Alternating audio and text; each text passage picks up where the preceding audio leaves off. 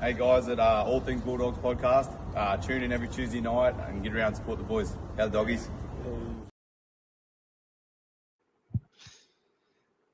G'day Doggies fans. And g'day guests. It's All Things Bulldogs. How are you, mate? Very good, mate. Very good. Oh, you're sounding sexy with that new microphone, mate. I can tell you that much. Yeah. Good to be sitting down again. God. Yeah, well, you walked some Ks for us the other night, chasing around the Bulldogs players, running away from security, all that sort of stuff. Yeah, hopefully security doesn't come to me today. I think I've run out of excuses. Look, it's a Friday night, guys. Hopefully people are watching this brilliant Cowboys side, absolutely demolishing Penrith. Ever since Reid Marnie's gone to that club, they've just gone to another level. 46-0, I think the score is. No, I think they're 44-6. Oh, 44-6. There you go. Yeah, the Penrith scored in 2 minutes as soon as they changed their players after halftime. Penrith straight in. Oh, there you go, eh? So there you go. Just waiting for a few people to jump on. Come say hello in the comments. This won't go for too long tonight. People who are already tuned in, was sort of a random thing. We're just doing some testing and thought, let's do a little live stream and just talk about the game again tomorrow. I felt that with all the excitement of speaking to the players, I found it hard to concentrate. And I am sorry that I didn't change the size of the screen so that we could have seen the players a lot bigger and stuff. So, yeah. There you go. Welcome, Showy68. Welcome to you. G'day, Showy. So we were unexpected. I haven't shared this around. Those who got notifications will come on, but I haven't shared it around Facebook or anything. It will be going live on the Dogfather and on Dogfather on Twitter and Facebook as well. Getting a few people on. When we get to 20 people, we'll launch into it. So we're going to look at this game tomorrow, 6 p.m.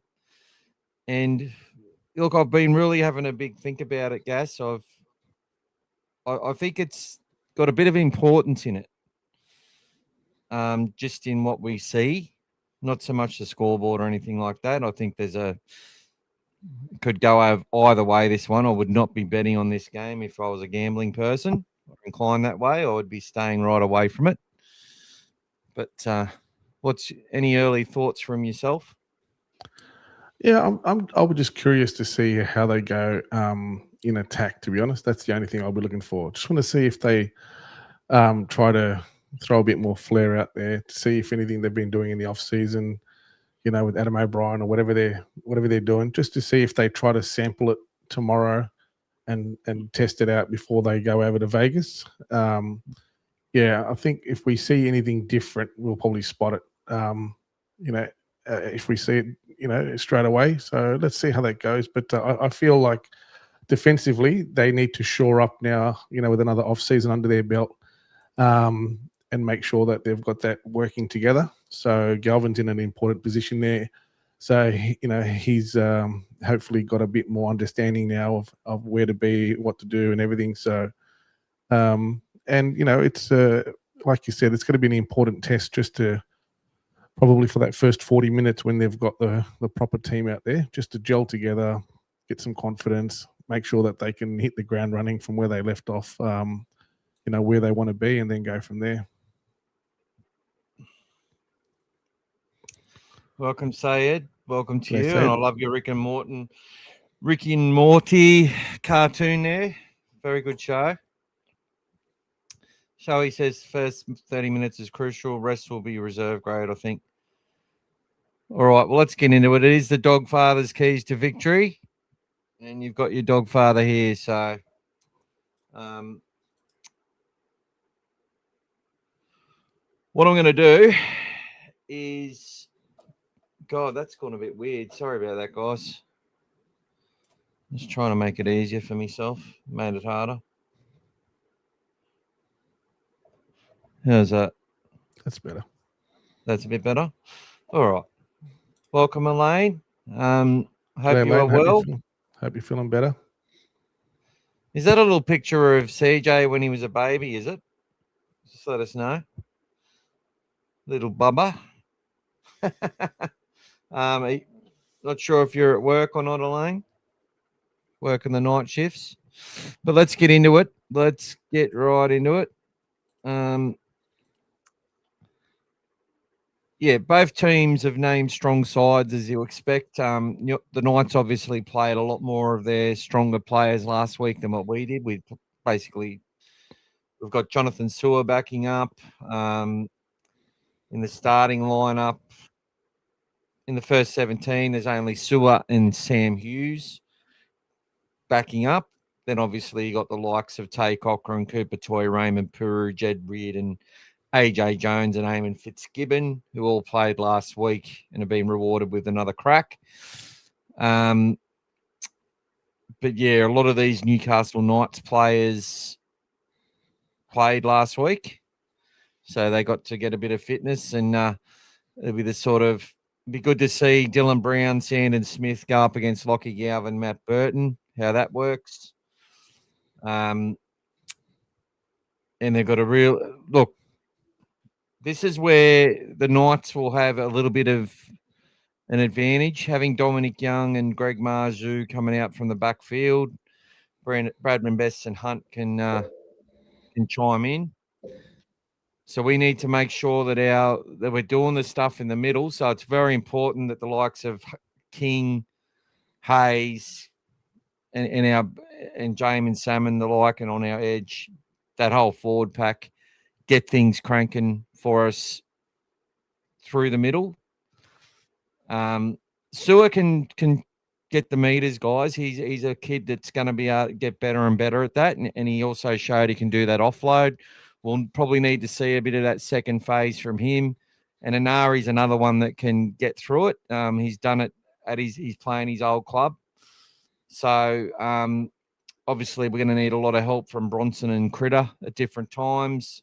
And hopefully our system gets to work early, is able to reduce their meters and give our back five a little bit of breathing space to get things cranking. But obviously not having the likes of Carraz there and Marcelo Montoya does put a lot of pressure on our next backups in Jonathan Sewer and Inari Tuala. So I think they've got the advantage as far as the experience to bring that ball back. So it's all going to be about how well Matty Burton and Lachlan Galvin can kick. And I'm not sure, Gas, whether they're going to, just default to Burton to make sure that we're off, get our sets into the right start and get the ball down there as far as we can and have our kick chase doing what it does. Or if they actually, sometimes I notice our club, especially when they're sort of developing the halves to support Burton, because effectively they would want Burton to run more. If Burton's going to run more, means he probably needs to kick a little bit less. It's all about managing the whole scenario. And sometimes I feel they manufacture the use of the other half to get them kicking more. And clubs sometimes, I think, work that out as well. So Lockie won't be afraid to do any of the kicking. But it'll be interesting to see who kicks first. I've got a feeling, you might see Galvin do a fair few kicks in this game early, and then Birdo sort of coming in and having to save the day if we're not making enough out of our meters. I expect to see Dylan Brown do a fair bit of running and doing a lot of passing early, running short sides, that sort of stuff. But Sandon Smith basically getting his hands on the ball both sides of the ruck. They've got an energetic back row. Lucas and Thomas Kent are good players. Skill-wise, and they're not the same as Kickow and Preston. We've got the edge there for sure. But they play with heart and energy, and that's always something as a fan that you like. And Jacob Saifidi, look, I think they'll be looking to make this a real test as much as us. I think we're going to see our main players here play some pretty long minutes in this match. I'm expecting Tracy, Burton, Galvin, and Bailey Hayward to play between 40 and 50 minutes each. Maybe a little bit less for kicks. I think Presto will probably play 50 minutes. I think Jamin and Kurt will share probably 50, 60 minutes between them. I think Sammy Hughes will come on for, if he doesn't start, I think he'll come on for Maxi King, play 20 minutes in the middle. And then we'll see Joshy Curran come on for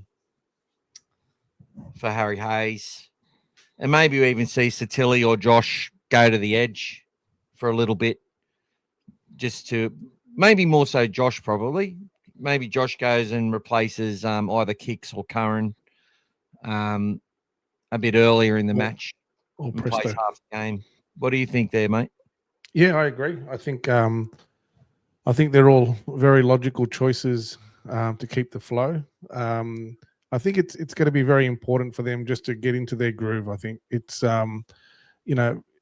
most important thing obviously for them is to just try to get the flow. Not worry too much about the results. It's just going to happen. Newcastle will be very desperate. They're playing under a brand new coach. You saw what happened with Josh Hannay yesterday. You've got a new coach. You're trying to impress. He's there. He wants to make an impression. There's a lot of big money, like you said, on Brown. So there's a lot of everyone's focused on him as well to make sure that he's the answer to what they've got. So, and we've got a settled team. Pretty much from what we had last year, except for like you said, our wingers. It's a pretty settled team. So. Yeah, I understand, Shoei, you're talking about Sewer from last week, but I think you're probably looking at a few key moments early on in the game that he came into his own towards the end there. But he did have a head knock early in the game as well and sort of came down pretty hard. And that probably took a little bit out of him. He probably needed a bit of time to get himself back, but he sort of finished the game pretty strong as well. So hard to judge people off moment in a game. Sometimes people can do that, but I think it'll be a good contest. It's just for us, hopefully no injuries, everyone does their job. Defensively is going to be very important just to get into that groove again, and everything else will build off that. Obviously they won't probably show too many things that they want to do against the Dragons, but they'll do enough just to get themselves comfortable and confident. And they want to probably push hard in that first 30, 40 minutes while they're out there to just, put some dominance, and get some ascendancy in the game. And then when they come off, they'll basically just be sort of content with that. At least they know that they've put the effort in. So, and hence why the result won't be, ultimate for them. So, yeah. I might come in with a bit of support on Jonathan Sewer as well, Shoei. Look, I think I was a bit worried about Jono early on, but yet again, what I want to do is just give you this context and this is just a way to look at games and go, not everything we see with our own eyes is we can always trust. I know it sounds bullshit, but just hear me out. Jono, because they were making 50 to 55 meters every set, and able to kick long and kick from wherever they wanted with the breeze in that first half. Our back three were just under the pump. Those kids were under the pump. You had Cooper Toy, Jonathan Sewer, and Tay Cochran, and they really struggled. And to be honest, Jono got that hospital pass to his back of his shoulder, and then had a head clash afterwards after he dropped the ball, which is what Gas was talking about. There's plenty of moments there. If you go and watch his footwork, almost sliding through, his late offload to Tay Cochran to make that break through the middle. The signs are all there. I think that pass from Tay Cochran to the edge, I think Gas was right when he pointed that out on Tuesday. I don't know if he did point it out on Tuesday, but we were talking about it, and he rightfully said, yeah, Tay hasn't got that pass right, and it's floated a bit forward. But Jono potentially was a little bit behind the 8 ball there as well. Yeah, so this kid, his first grade debut in the final game of 2024 was our highest meter eater. If he gets to wind up, his footwork means that he usually punches through. He gets a little bit of he can play the ball off the front foot, get away quick, play the ball. He's got skills. There was also a nice, beautiful little pass where Eamon Fitzgibbon sort of moved out onto the wing for this move, and Sewer moved into left centre. Really nice bit of work. You know, if he's getting a pass like that off to an absolute flyer down the wing, it's try time, baby. You know, Eamon Fitzgibbon, obviously a bit bigger body, and will play more so as a 5'8" or a centre and stuff like that himself, and maybe some sort of utility. He looks big enough that he might end up playing as an edge back rower one day as well, like his father. So I wouldn't give up on Jono. Average, I think he played all right considering the amount of how difficult it was for our back three to do anything when they're getting absolutely hammered on their own line. You know, barely, you know, contested possessions for the ball just because their halves in Clifford and Sharp, etc. They were kicking the ball from our 40-meter line and from the halfway easily. Purdue, sorry, I should say. Fletcher Sharp. They're a bit similar, aren't they, Purdue and Fletcher Sharp, the way that they play the game. But obviously Purdue's got a bit more halves experience. Sharp's probably more like a fullback that can play 5'8". So the eye test on a lot of those things aren't always we can be a little bit critical, but it's more so the dynamic of the game, you know. Obviously, Brian Toto makes a few more meters and Karaz make a few more meters, you know. I'm not saying he's got levels to go to be someone we can safely back, but from what I've seen of this kid coming through, he's got the moves, he's got the heart, he's got the soul, you know, he's got it all. And I think he will be a real asset for us. Confidence is a big thing with him as well, I think.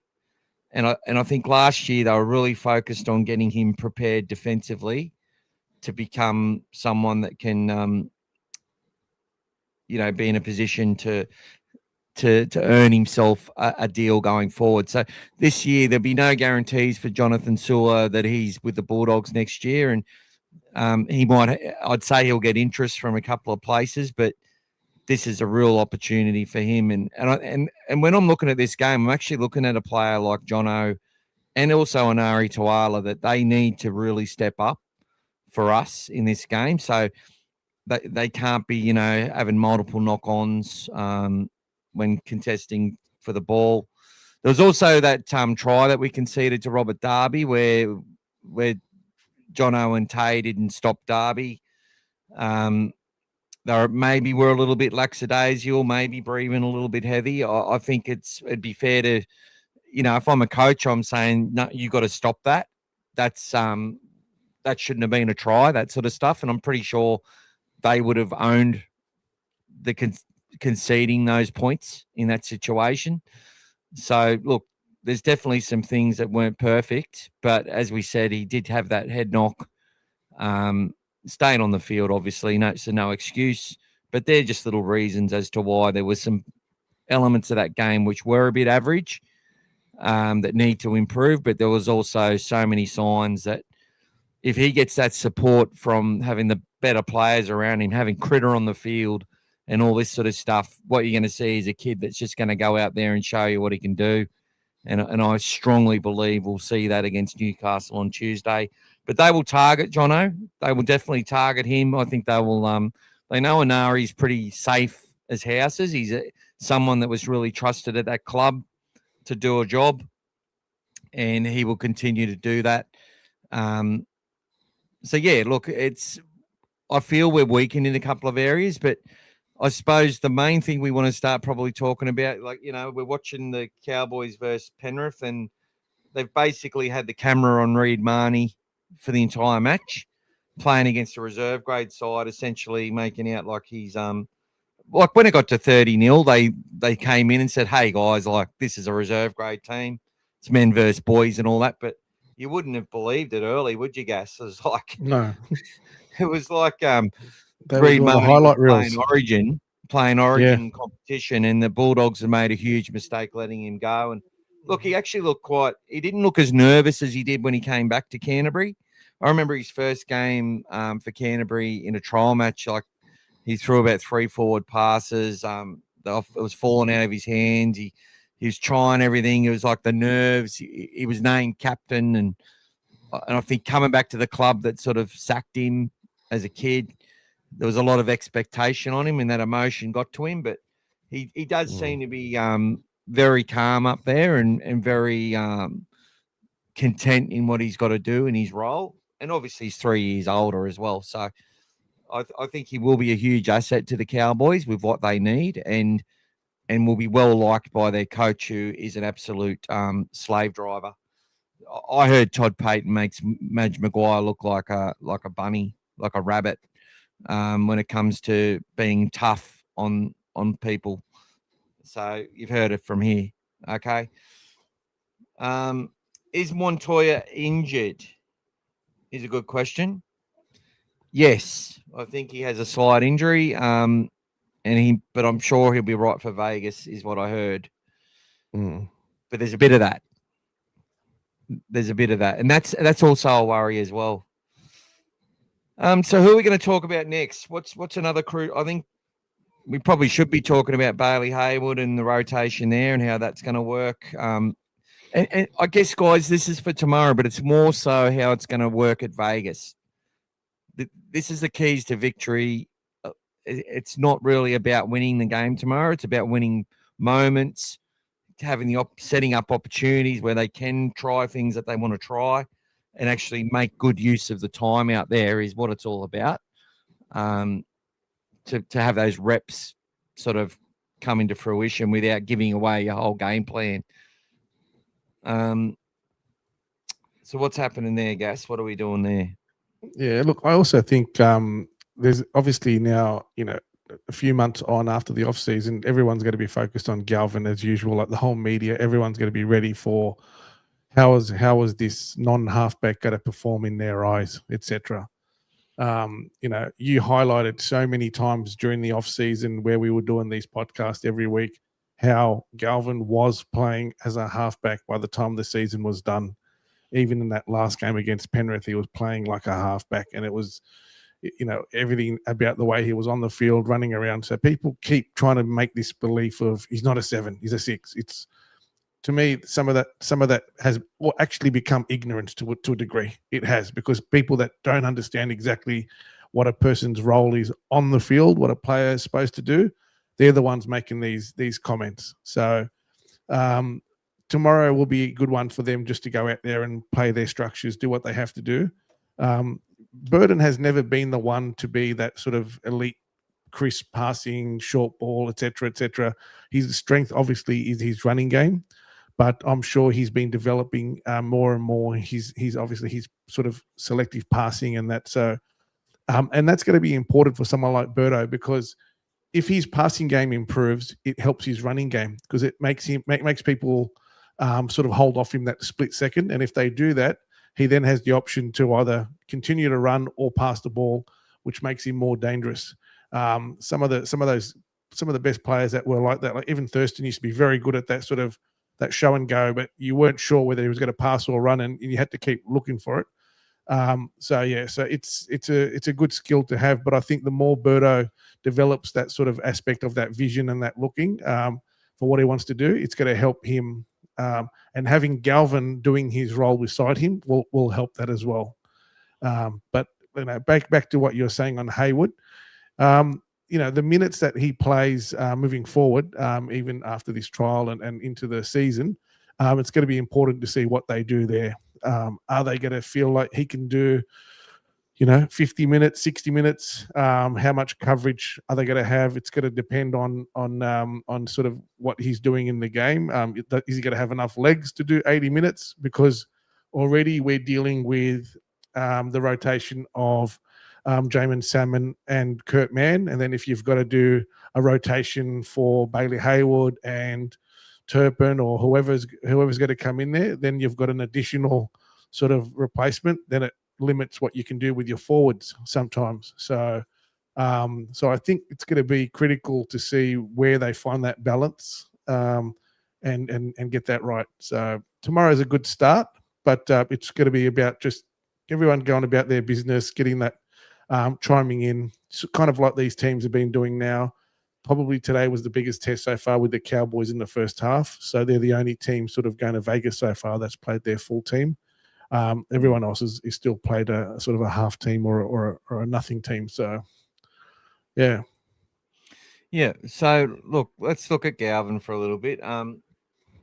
So there was a fair bit of I've had some discussions with some people talking about Galvin, and you could see he had a whole heap more offloads when at the Tigers when he first started, and more try assists and blah blah blah blah blah blah blah blah blah, more running meters, all that sort of stuff.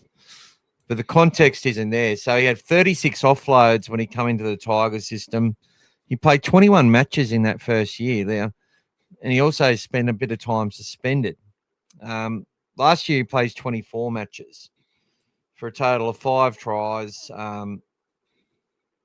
He forced 17 dropouts in his 24 matches, which was a massive, much bigger percentage than Toby. He ended up with 13 try assists for the season in a team where he's probably had. You'd have to say the Bulldogs were getting try assists from Critter at the end of the year. Tracy was quite good in that department. Even Kickow and players like that. He had a lot of try involvements at the Dogs where he touched the ball. Offloads only 20 last year compared to 36 the year before. But there's a difference between playing free for a side that's battling not to get the wooden spoon, and a team playing in the finals when it comes to that sort of stuff. Missed tackles. He missed 60 for the season.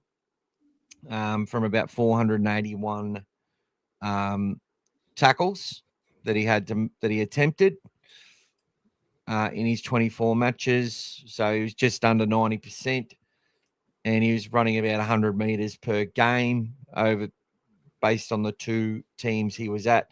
So he goes from basically getting the ball whenever he wants, nothing to lose sort of thing, to at the Tigers they had 5 wins, 5 losses.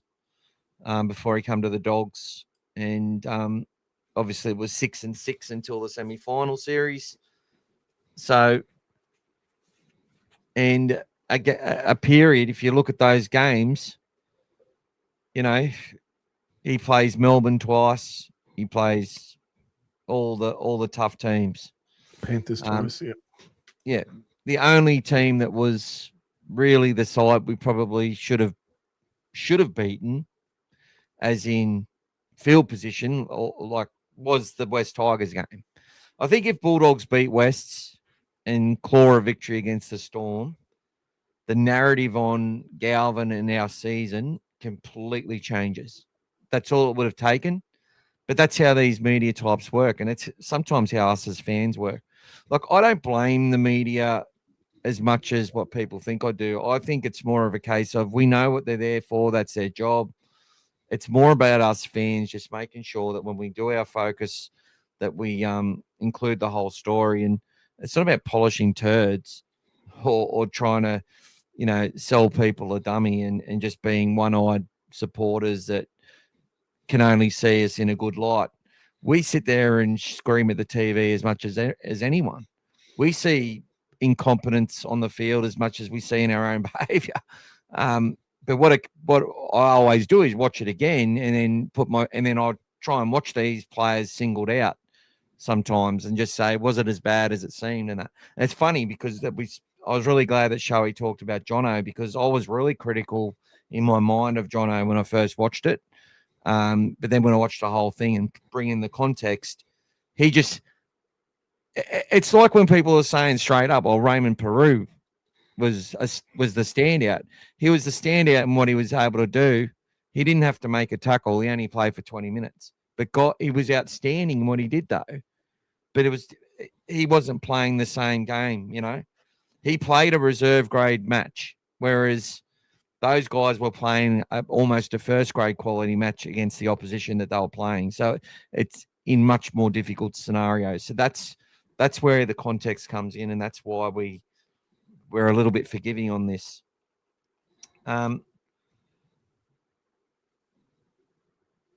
So yeah, that's it there. So it's Friday night. It's now 50-6. Cowboys to the Panthers. 60-12 now. Oh, 60-12. I'm a bit behind, am I? 60-12, yeah. Oh, well, I'm behind. Sorry.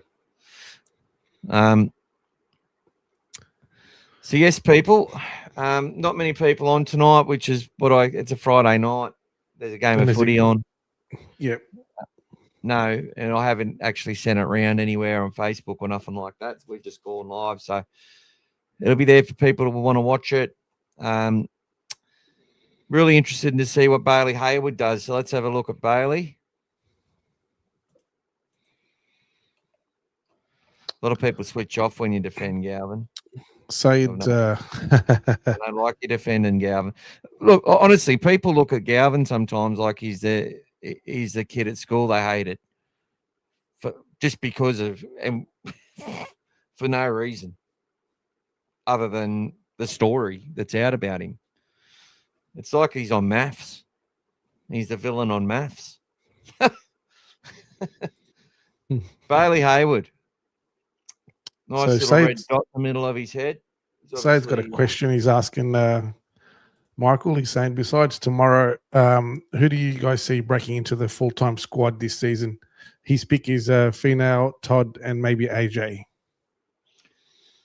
Lovely question, Sayed, and thank you for watching and keeping us there. And g'day to Scary. Sorry I didn't see you, mate. And thank you for being a member. G'day, guys. He's a member of the family on the YouTube subscription, so he pays a bit more. So thank you so much. Yeah, really good pick. Obviously, Gus, the three players you've picked are all the players. Yeah, the other player that Gus has picked as his standouts to watch. He has high expectations for since he started answering that question in 2023 is Jacob Preston. So there's Jacob Preston, then it was Jack Todd. Last year it was AJ Jones, and this year it's Finau Latu. I think obviously, Latu's available round 2. I think AJ Jones, I love what I saw last week, and I think we'll like what we see again tomorrow. And I think that kid is definitely going to play first grade. Jack Todd had off-season surgery, so he is going to Jack needs runs under his belt. We've seen that. He's a player that needs to get those runs under the belt, get that fitness up. So we'll be talking about Jack mid-season, I believe. I think Latu and AJ Jones will be the first two to break into NRL for their NRL debut in 2026. And it wouldn't surprise me which one. Obviously, Gus is absolutely convinced that Finau will be playing NRL. So that's going to happen. But AJ, in my opinion, is the one that I'm really warming to. So, yeah, he's just a man amongst the boys in his grade. And And both of them are just determined players that play of high energy, can play on an edge. As I said, if you've got that flexibility and ability like Harry Hayes and Josh Curran and Satili Tupanua, and you've got that sort of makeup where you can play edge, can play lock, can play middle, I think you've got the edge. Players like Underhill and Todd, who are a bit bigger and not as good on that like you don't see them playing edge too often. They're more of that. We've got to build these guys to be seasoned front rowers that can go out there and do what Max King does, if that makes sense. Whereas these other guys are way more flexible and can be used much better off the bench and that sort of stuff.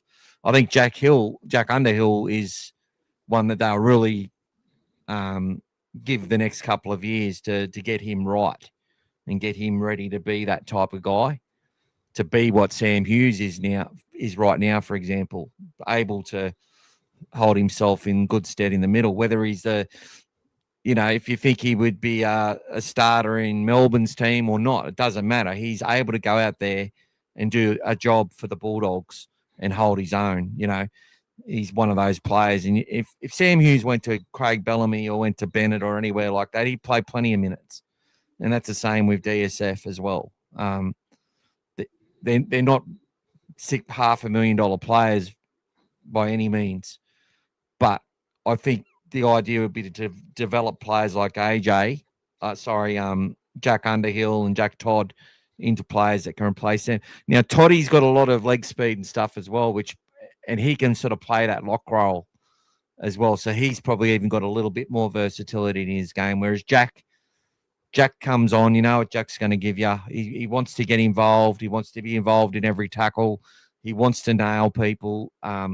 He's not a dirty player in any sense. He's just that guy who just wants to go out there and compete hard. And that's why I think the club is just going to stick with this kid and get him ready and build him the same way. Just like they're going to give that opportunity to quite a few players in the system.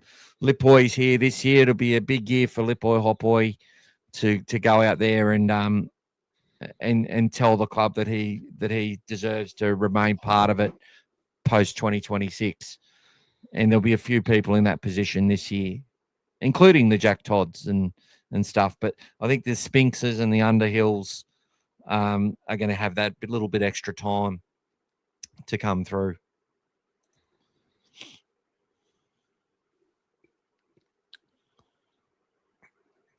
It depends on his passing game, I guess. Depends on his ball skills. Which position would you guys prefer to see Larcher play personally? Lock for me. I'd be interested to hear why you think he should be a lock over anything else.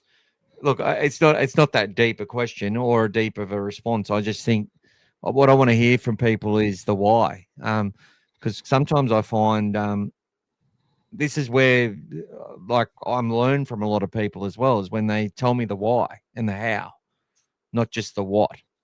It's like this whole thing. I was talking to Joby about it in the car. I think it was this morning, and we were talking about because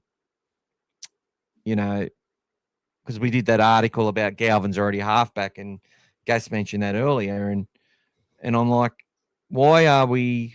What's this whole big deal with halfbacks and sixes anyway? Like, I know that the 7 is the quarterback, and the 7 carries a bit more responsibility and weight with owning the side, and they can slide both sides of the ruck and all that sort of thing. But if you watch any 6 out there in the NRL that's worth their weight, their mouth never stops moving.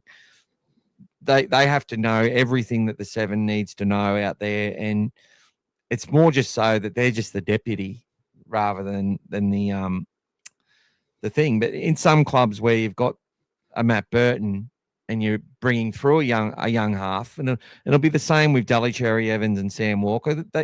Sam Walker's going to own the team. Okay, cool. But when Dally wants the ball, he's going to get it. I can tell you that now. So it's one of these things. So when I'm sitting there going, through the different players and where they should play and what they should do, I sort of just look at it and say, well, what's the why? You know, why should Latu play lock? Is that because he's a really good ball player, for example? Like, does anyone know how well he passes the ball? Is it because that he's better with that up and down middle stuff rather than the lateral stuff on the edge that you got to do? He's pushing inside or pushing outside. You know, what's his skill set? Is he going to offload continuously? What lines does he run? How much post contact do you expect him to make? How's he going to work in defense? How many tackles is he going to make? What cover is he going to provide? You know, is he a Bradley Clyde type of lock? Is he going to go back and become the Payne Huss, you know, where he'll take a run in his own 30-meter line to help the team out on the second or third tackle?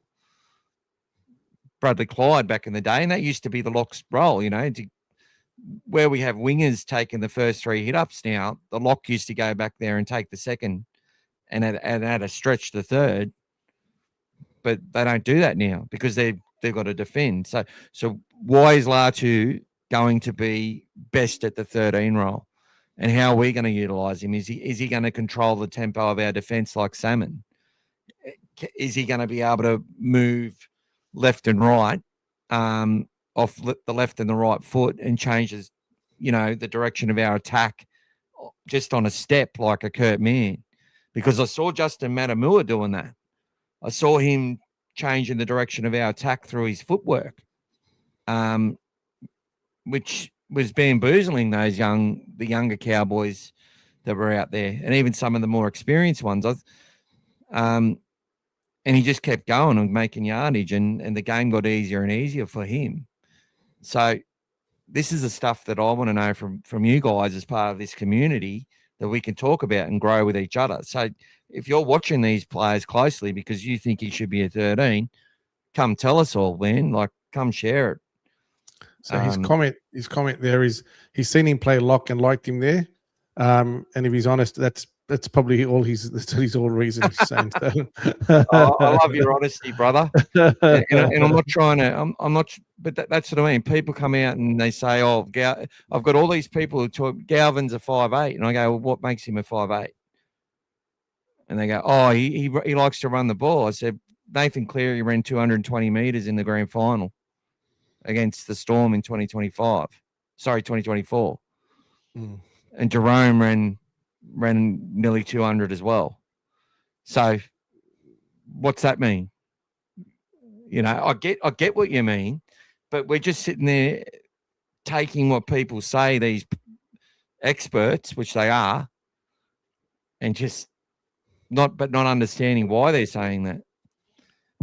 And then I'm telling you now, guys, I've been on this TikTok a lot lately and on Insta, and there's a couple of people. I need to get their names and get you guys following them because, look, you know, I'm not going to sit there and say, oh, just listen to me. There's people that I'm learning off as well.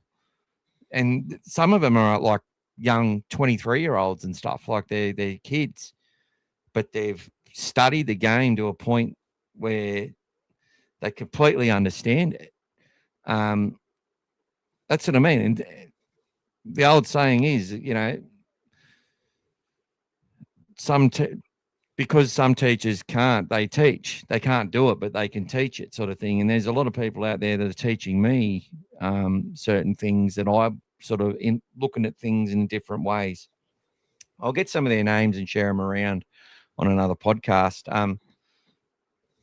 We also need to talk about, there's a new Bulldogs podcast coming out, Gas, that looks like they're putting in a lot of resources into this one, and their first interview will be with Aaron Warburton, Adam Drewisi. Is that right? No, Aaron Warburton. Who? Aaron Warburton. Aaron Warburton. Oh, it's Warburton, not Drewisi. Yeah. Beautiful. Look, and it's beautiful studio. I think they might even have a male and female interviewer. Like, it looks like they've done a real good job with that. So when that comes out, I think, what's it called again? Was it the mental hang on, I'll tell you what it was. It was Oh, sorry guys, we'll have it for you in a sec. Pack Mentality, the Pack Mentality podcast. The Pack Mentality podcast. Yeah. So guys, when that comes out, go and watch it, subscribe to it. You know, I honestly don't care. You know, for me, it's about watch as many podcasts as you can. Support everyone. If they start being dickheads, and look, if they're going to sit there and just talk about, you know, all the same stuff that they say on NRL 360, you'll quickly work that out. But if they're going to get in there and give you good insight and give you good interviews to people, go and support them. I'll be watching them. I'll subscribe as well. Got a question here, mate. You probably We're both bloody clicking on it again. That's all right. So James is saying the Cowboys have put 60 on the Junior Panthers 10 minutes ago. So the score finished off 66-24. Are they missing Cameron Ciraldo's defensive tips, the Italian stallion?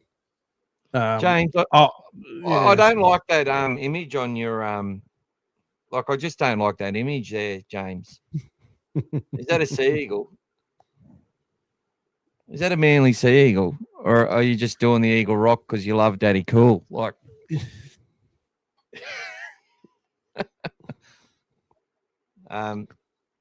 good shout out, brother. No, not at all. They were just literally outclassed. Just, I think it was something like there'd be close to 2,000 NRL games versus 1 or 2 in this match. Yeah. So you just got no chance. Yeah, hard to read that stuff into the trials, James. So I wouldn't be putting too much into that, mate. A lot of teams just want to go through the motions, get their young blokes having a run, etc. I wouldn't be. I mean, look at the second half. They ended up 24-22. So the Panthers actually won the second half when they took the players off, which tells you, you know, same thing what happened last week with the Bulldogs against the Cowboys. When they took those players off, you know, we dominated them in the second half, you know, so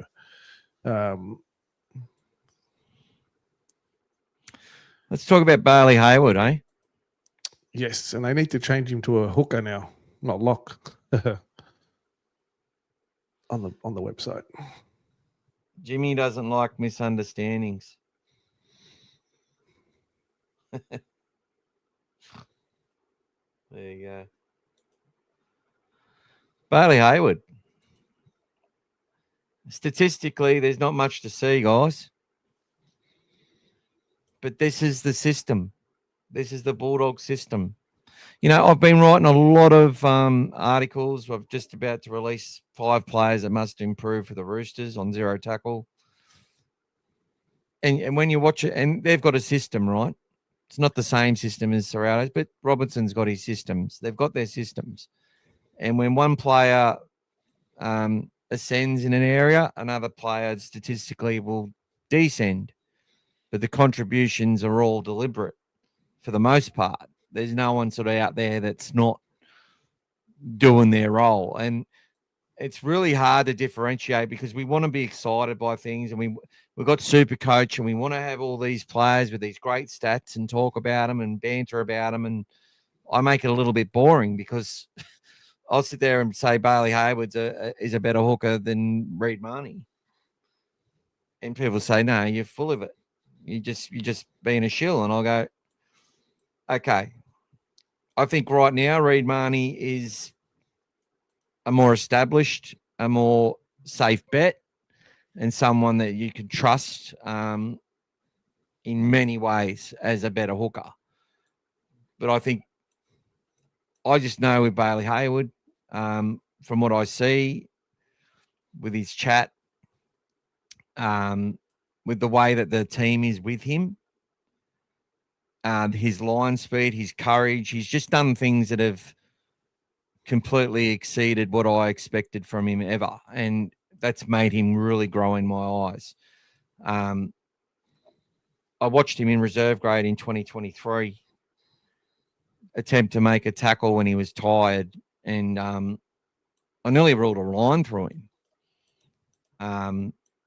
Obviously, stupidly, because even going back then, we were doing this podcast, but that's how I was looking at things. I was like, okay, that was an important miss, and he just threw an arm out and missed it. But he was absolutely exhausted on an edge playing halfback, and we were just getting rolled, and he was just getting targeted. When I went back and watched the game, I changed, and then when he come through as a lock, like this is what I mean. You've got Denon Kemp in that saying, "Oh, I prefer Bailey Hayward as a lock."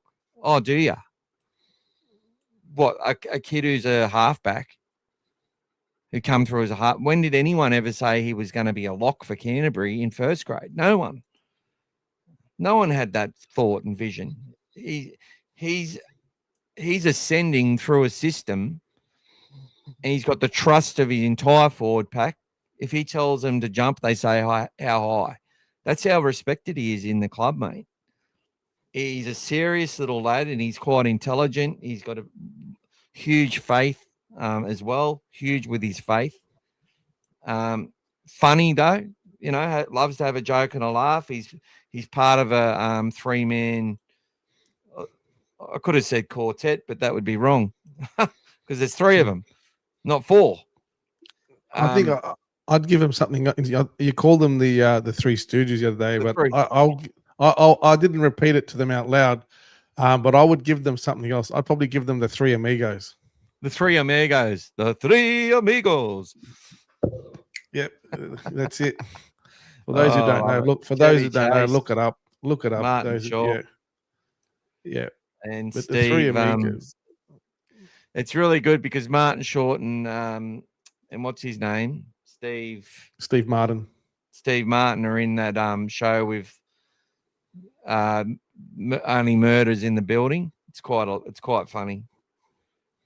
With the girl from Disney and with Justin Bieber and all that years ago. She writes a lot of movies and stuff now. She's a singer. Makes millions of dollars. Forgot her name already. Really good show that though. And seeing those two interact, Steve Martin and Martin Short.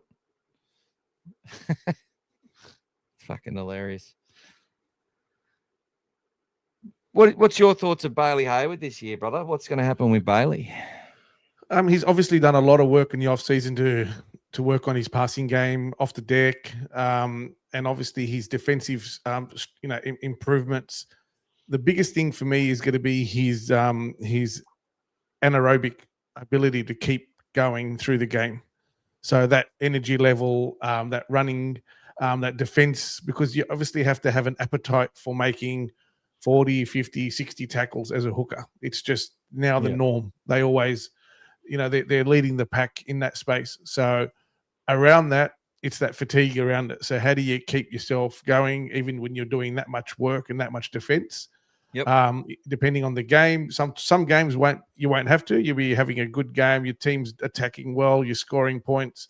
You might only make 25, 30 tackles. You can have a night off basically in defense. But those grinding games where you play a top 4, top 8 game, or any team that delivers on the day, and you're that's where the test for me is going to be how he handles that and how he effectively can and maintain that fatigue towards the end of the game, and what his decision making is like as well.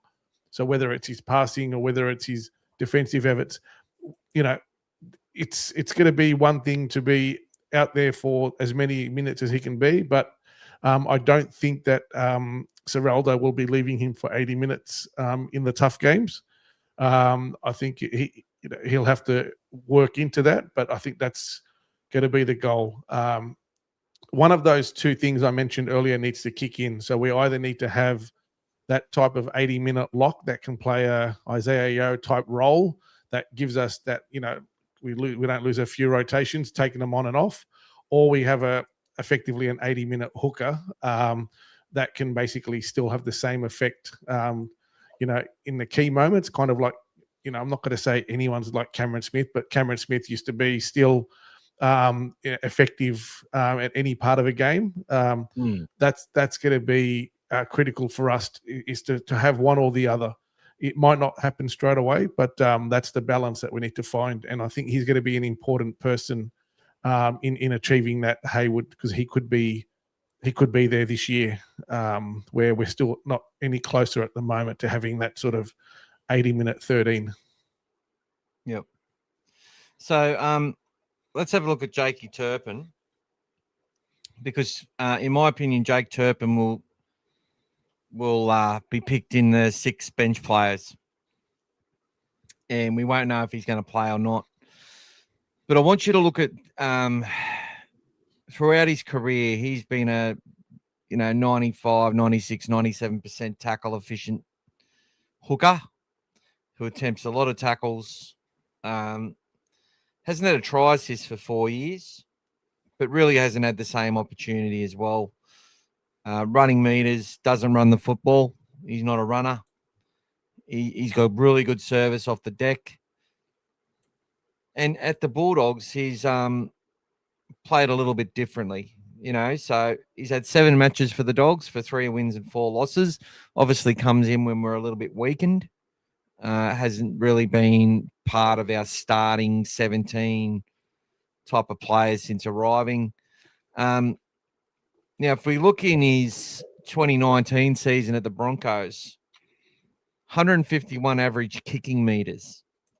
Since then, hasn't kicked the footy, basically. Hardly kicked it. That's an interesting thing. Maybe kicking the footy was hard for him injury-wise. It might have made him flare up in certain ways. It's something that he didn't do, but he had the ability to force dropouts and sort of play in that attacking role at the Broncos. He was one of the best junior hookers to come out of the Queensland system around that time. So, like leading into that.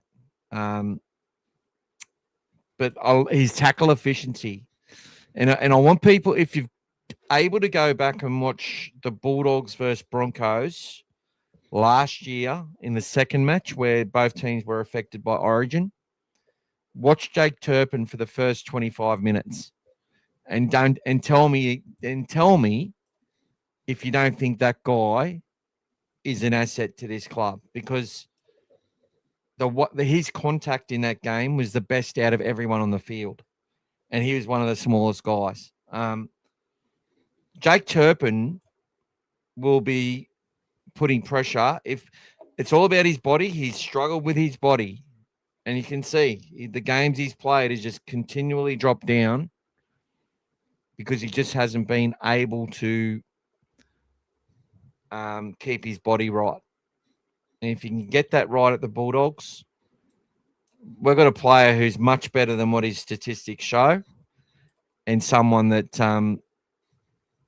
I think would be absolutely brilliant to sort of tag in with Bailey Hayward as Hayward develops.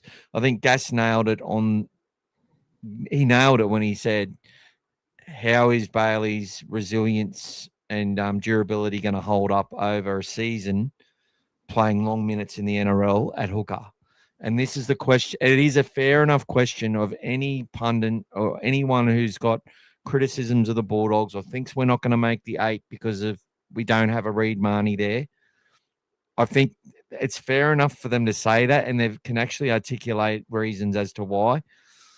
But I've heard a couple of comments from a couple of people as well. I think it was Guru or someone was saying, like, when he saw Hayward pass the ball off the deck, he knew that Reed Marnie's time at the Bulldogs was limited. I'm like, well, one of the major criticisms that fans and people are having of Bailey is his service off the deck is not as good as Reed's. And Reed, for a long time, was considered one of the best in that role.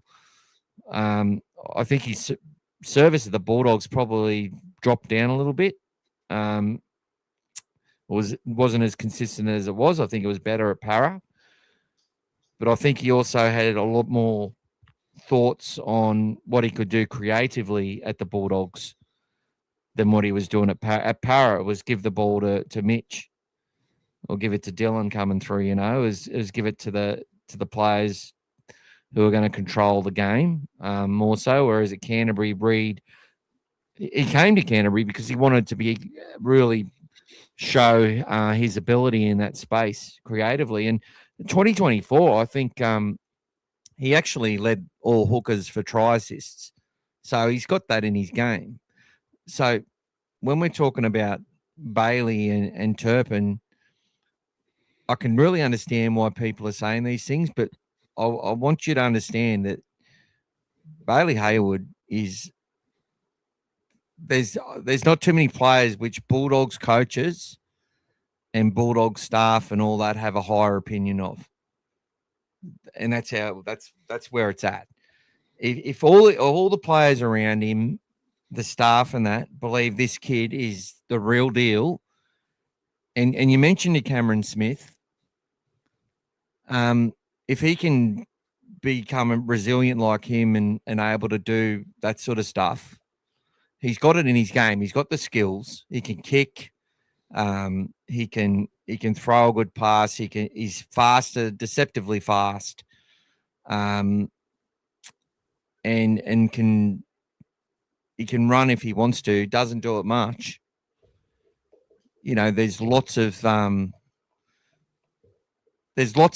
Bailey's game, and I think you'll see him evolve past just a role player. And I'm confident we're going to see this kid do great things for the Bulldogs over the next 3, 4, 5, 6, 7, 8, 9, 10 years. And yes, guys, I can count to 10. James Formoso, the white-bellied seagull is a large, iconic bird of prey found along Australian coastlines, rivers, and wetlands. Known. He's got the Latin name as well. Evening, Timmy. Hey, Timmy. I hope you're having a great evening too, mate, and I hope you're not working too hard if that's what you're doing. Oh, the Panthers end up scoring 24 points. Yeah, that's why I said they actually won the second half, 24-22. Timmy just saw Fatty and Sterlo live at the Panthers Club. The show. Well, me and Gas should go there and resurrect the show because they've got their new sideline reporter in Gas. And maybe I can be the next blocker or Paul Harrigan, you know, jump on some rides and vomit and what was everyone's anyone have a favorite from the Tuesday podcast from Luna Park there? Did anyone have a favorite player or coach or person that they that from their interactions or even media personality? I guess we certainly had there as well, Vossi. So yeah. I actually really enjoyed Vossi's contribution. I loved the way he just talked about Canterbury in a positive way. I loved, but everyone else, let us know, Timmy, what was your favourite part on the night? Oh, the chili, Timmy, yeah. that's what I said. So I was saying I can do that. I can burn my mouth off and vomit. That was a funny one. Still remember that. Back in the day, that was a show you never missed. Back in the day, we never missed a show. That was the show to watch. That was the footy show. It changed a lot, obviously, but I love what Jamin Salmon did. I love what Barry Hayes did. I love that Presto came back after we give a shout out to his brother, who's now followed me on Instagram. Yep. Not Jacob, just Dane. So good on Dane. Yep. Maybe we'll get Dane on to play a concert for us live on All Things Bulldogs.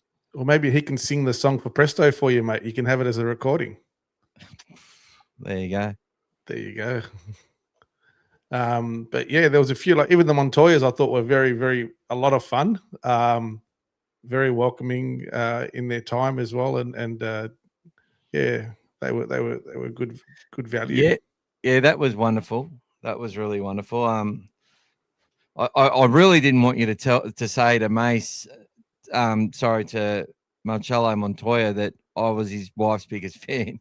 I really didn't want you, because I was actually wanting you to say, to make sure you stipulated that I was a big fan of the Chilean warrior. You know, that's all right, who mate. I was. It's all right, mate. It's all right. It's all right. Timmy says he thoroughly enjoyed the players making time to chat, especially Jamin Salmon, great player in person. Thank you, Timmy. Thanks, Timmy. The Kay Dykes interview. I actually didn't cut that one out. I was going through at 5 a.m. the next day because I couldn't sleep. I was still worried that the security were going to come and grab us. I just couldn't concentrate because I was like, "Gas is going to get manhandled in a minute." And that's just the ones you heard. There was a lot of them I was muting when they came around as well, and I was dealing with them on the side. I think what happened is a lot of them were there at the start because we got in there just after they started. So the players had already got in, and then so we came in through the main gate and we were standing where we were standing. There was still another entry point, but all the securities had then made their way over to where, towards Coney Island, towards where the function was. And then slowly as the players started leaving, they started coming back out as well. So that's why we had so many of them sort of exiting the main stage and coming back. And then they were, hang on, what are you doing here? And it was just, so it was a bit of fun on the side, but it was all right. But yeah, it was even Gus. We had a smile out of Gus. That was nice from him. And then he went and grabbed. Then he went and said, "Security, who's this bloody bloke out there?" No, he's all right. He smiled and he walked away. He's all right. Look, the guys were good. When I'm thinking that the club might do something like just an open training session, maybe on the bye week. The week, of the bye, obviously, that's not official, guys, but I'm thinking if they're going to do one, that will be the next one that they do, something around that time where they get that, they come back from Vegas, obviously, then get into their training again. It's almost like a new reset. We'll get onto that comment in a moment too, Gas. Yep. 100%. And I think, Gas might put the camera down on that day if he goes out to the training session. I think we've done enough of the players. Look, I know a lot of them now anyway, and like I said during the podcast, if you were listening on Tuesday, a lot of it obviously I was doing was just for the people back home because it was something a little bit different. It was the off season. There's a different setup, different operation that we do during the season. It's a lot more professional. Usually I'll go down to the trainings. What? Sorry, breaking news. I haven't heard anything yet. What's happened with Mario Fennick, mate? I love him, mate. Yeah. I used to serve Mario at Surrey Hills Westpac when he owned a cleaning company. I know he hasn't been well. Like I've been seeing him a few times lately at the South Sydney functions, and he comes over and he starts talking to you as if he's your best mate. He doesn't remember anything. He's just happy and jovial, but he's not sure what's going on there, Timmy. Haven't heard anything else. I know he's been under the weather. Because obviously he's had his dementia and he's had a few issues and stuff like that. But yeah, guys, I'm gonna have a look into it. It might be breaking news. I hope not. Non-Hodgkinson lymphoma disease. What's happened?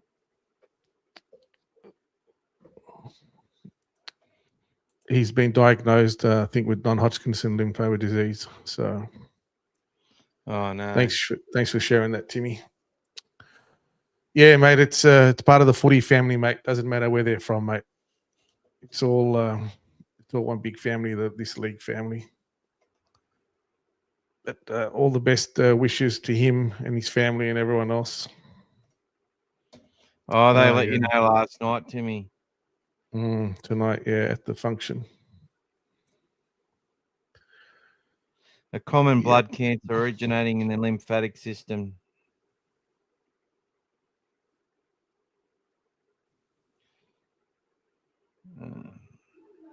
caught early, 60 to 83% can survive. But I'm not sure where it's at. But anyway, it's obviously he's got a huge battle to go through on top of all the other Challenges he's got. Yeah. his other challenges. Yeah. Anyway, sorry about that, guys. I just thought I'd Timmy, that sort of I was getting prepared for even worse. Yeah. Not that that's not terrible news, but I was thinking like he died or something. All right, so so the player appearances, if they do happen, guys, I mean, it's a good time. But for what we did this year so far, we've had a few events. We've been basically giving ourselves a bit of a platform with them, but we're now they all know us now. And the good thing the other day was they all saw it. The direct connection between who we are and the banner as well. So that was the only one there. There was only one. Obviously, a few of them already know it. They've seen it around. So we're good now. So so we've seen quite a few players, and we'll continue to share what we can with the guys. But yeah, like Michael said, we don't need to be. It was a good advantage the other day. We were actually live, and it was a Tuesday night, and we were always live on a Tuesday night, so we were able to put them on there live with us. But enjoy the ride now. The season starts. It's going to be time for to sit and observe. Usually, if I go down to the trainings, we'll be sitting there and just observing and watching and just having something for us to talk about when we come back to our podcast. It doesn't need to be something that we're catching on film, etc. So, and look, guys.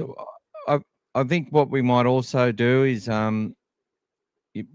Gas might even get down to a couple of the junior games at some point if he's got some time, and maybe speak to a couple of the younger kids potentially. That's something we could look at. May or may not happen. I haven't even asked him.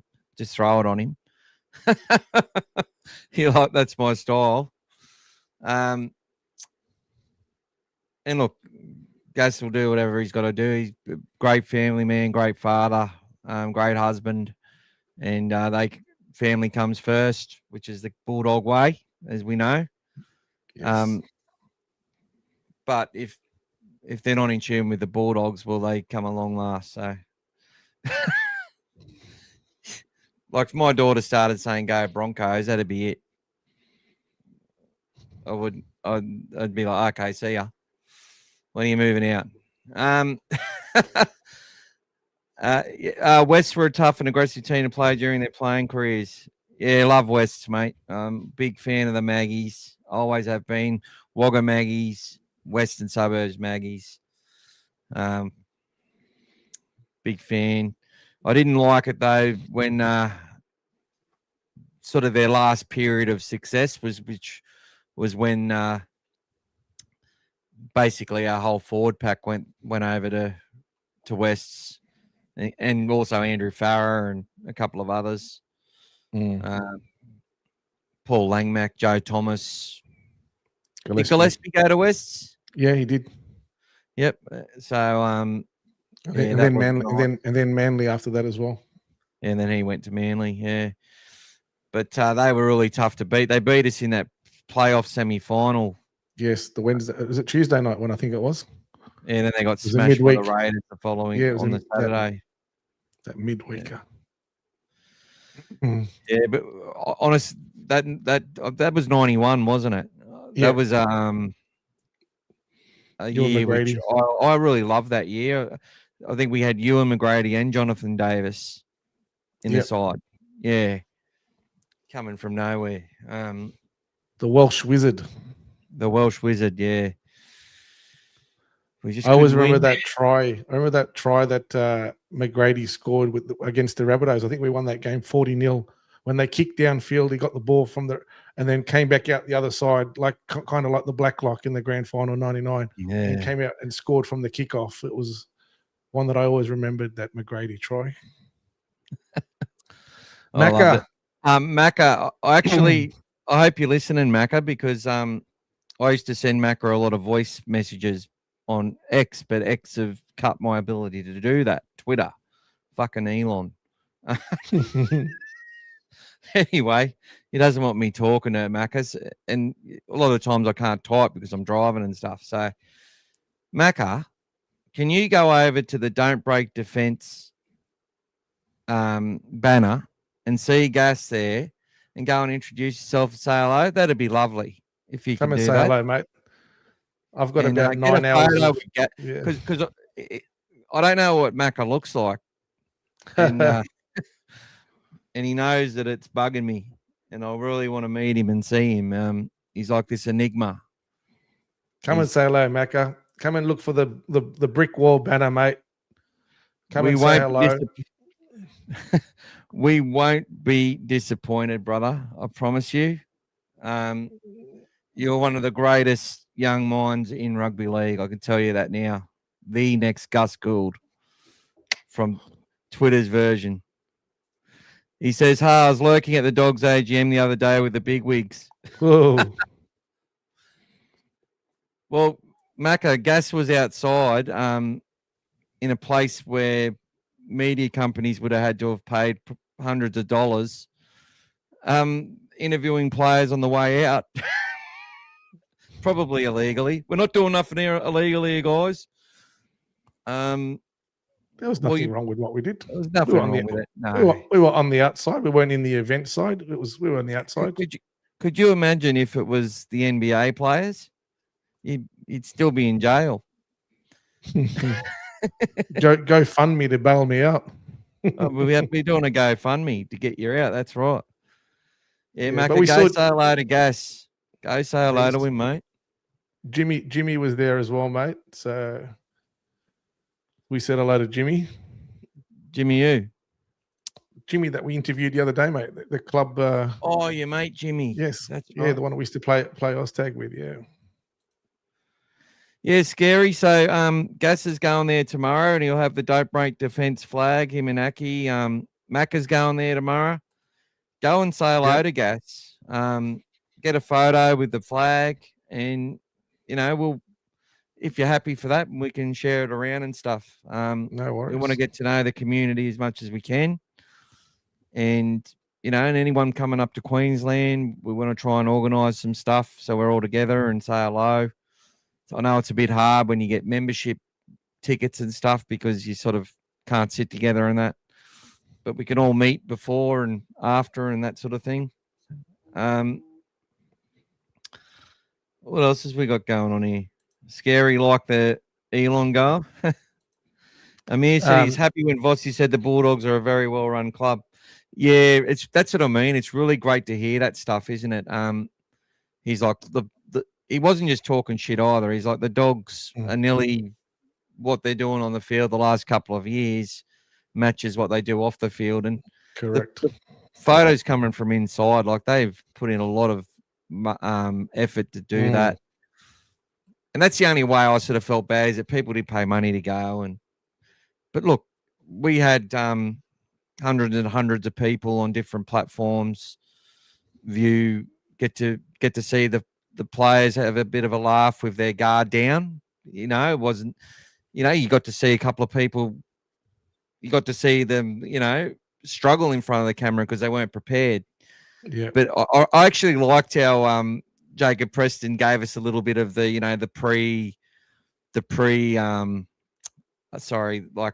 prepared media sort of response. Like, yeah, we're going to Vegas and, we're going to get the 2 points. It's not a holiday. Like, he said that 4 times already that day. Critter said it on the launch earlier in the day.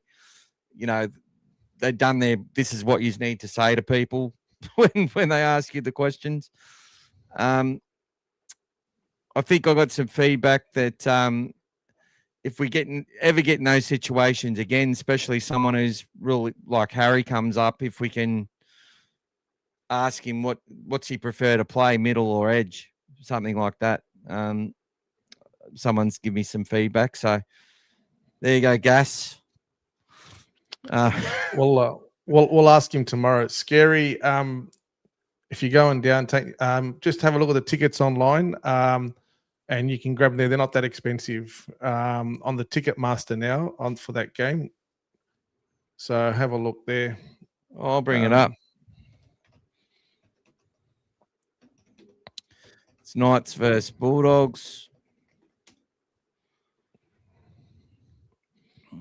So the kids will be about $10. Yeah. Just going to get it for you now, mate. Let you know. Fine. So Tickets.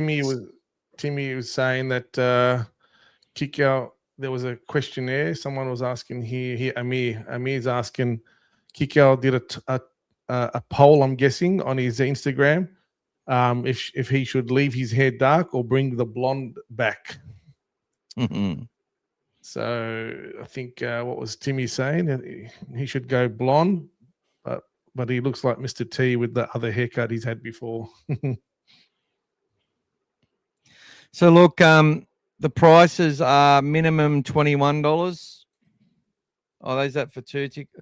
Yeah, $21.25 each for adults. Probably a bit cheap. Might be $11 for kids. Depends where you go, but you're going to pay between $20 and $40, and then there might be some booking fees that they charge you as well when you $5 booking fee. Yeah, so it's not a bad amount to pay.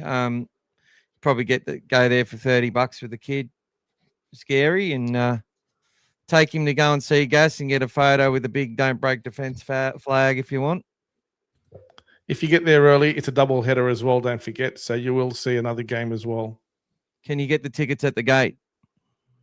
You can get them at the gate. Otherwise, you can just get them online now, and they just send them to your phone as well. So you're all done. Yeah, you just pay them online, credit card, send it to your phone. Yeah, it's pretty easy. Just set it up because I mean, I don't think 24,000 people are going to go even for a double header. No. Normally, obviously, McDonald Jones, I think the last year or two has been sold out for all the Newcastle games, but it's not a sellout game at this point as well. So it's still okay. Yeah, but if there was a ground that was going to sell out on a trial, that'd be one of them. Especially a double header, yeah. You never know, but yeah. So 6 o'clock is our time for tomorrow. Obviously, guys, 6 o'clock tomorrow. But I think I've got about 8 or 9 hours of driving to do tomorrow. Wow. Oh, well. And I'll sandwich. We can have a rest during the Dogs game. It's good. I'll be delivering roses to people for Valentine's Day. Oh, yum. And no, not all my girlfriends, just no, for other people, obviously, just to stipulate, just in case. Already bought my flowers for my partner. So I'm in the good books. Blue and white roses, mate. Blue and white roses. That's it. Unfortunately, she got yellow roses, some yellow ones as well. But how about that nice gentleman that gave us the beautiful bulldog pin there, guys, the other night as well? That was really nice of him. So the nice bulldog pin you can see there.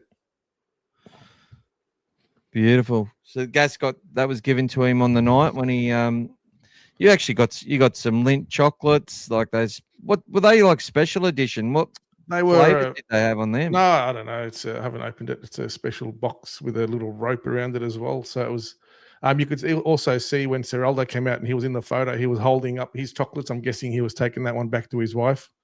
Yeah. To say sorry I'm so late tonight, but here's some chocolates.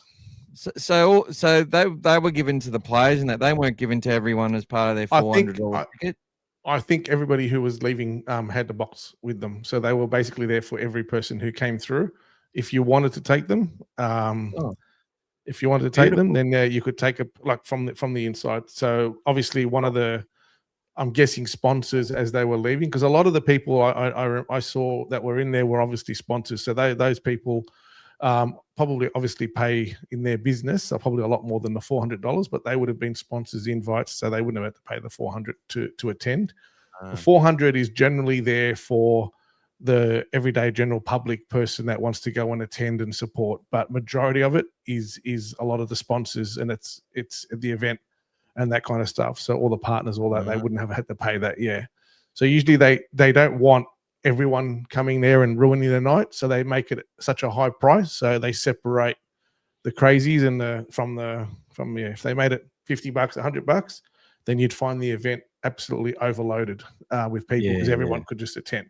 So 400 was there to basically separate between the two, and it was a good balance. So they still were able to control the numbers and the people in there.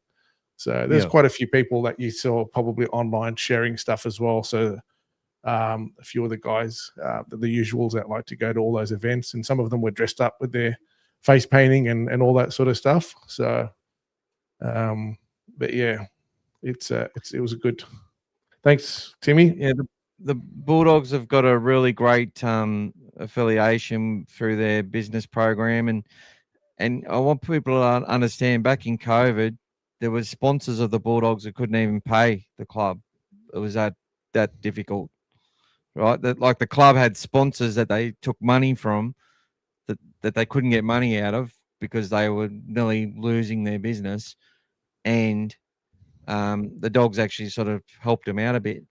So it's just a great community, a great thing that we have going, and that's why people are happy when things got back to normal and some sort of normality. They've come back in droves, and they're really putting into the club and paying for these special memberships and that sort of thing, because it all helps out. And what is the club? We've made like 6 million from jerseys. We sold how many jerseys? 12,000 jerseys. 12,000 jerseys. Record sales last year for jerseys, but even this year already, total merch. Yeah, in total merch, but already this year they're on track to probably surpass that already, because they've been replenishing a lot of the stock. The sort of the new logos already sort of been overcome by a majority of people, and already people are replacing their previous ones or adding those to their collections. But through the season as well, when they add those special jerseys, they usually are very successful as well. So different ones will appeal to different people, and they'll jump on those as well. So, but yeah, it's been a great time for them.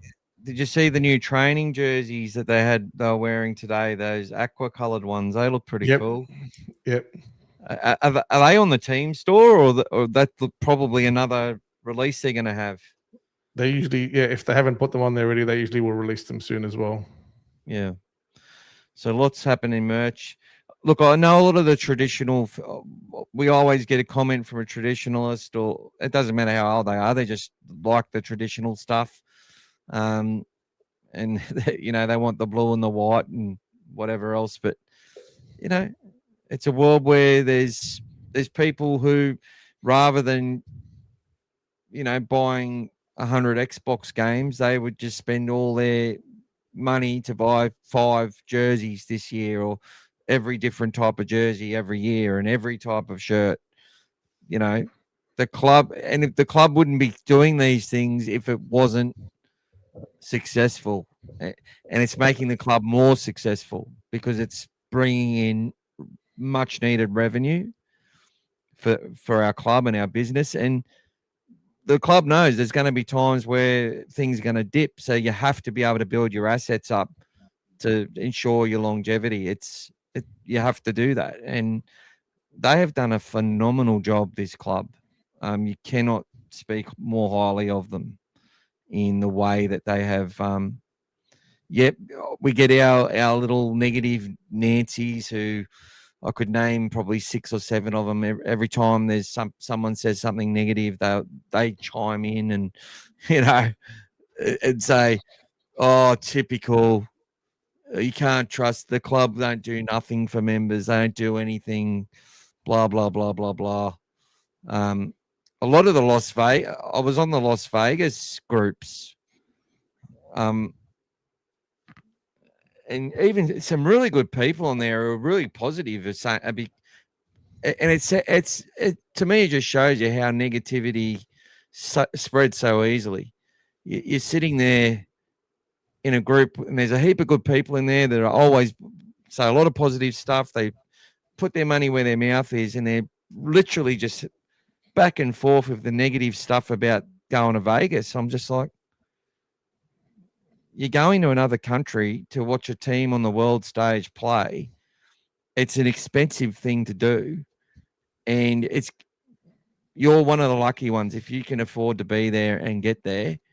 It's not for everyone. Whatever the club charges, they charge. They need to charge that. They're not, it's, whilst I can understand some of the frustrations, just the way it's just echoing around that chamber, I just had to leave the group. I just couldn't. I just felt, it's really good people in there, but they're just not thinking about things outside of their own little, obviously a big commitment to go there themselves. They probably want to be appreciated and probably want to be invited to everything and be amongst the players the whole time. Remember those words from the players. The players aren't going there to be, toys for the fans to play with. They're going there to try and win 2 points. That's it.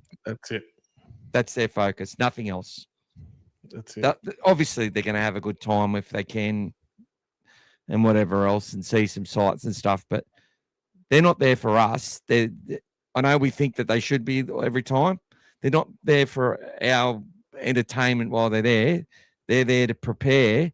So when we watch them play on the world stage, that they can do their best to get 2 points against the Dragon. That's it. That's all it is. Everything else is a bonus if you can get it, and it'll cost you. So that's my words. Probably missed Hayward. Hayward looks more bulked and solid. He certainly does, and we made mention of that a couple of weeks ago, didn't we, Guess? Yes. Yep.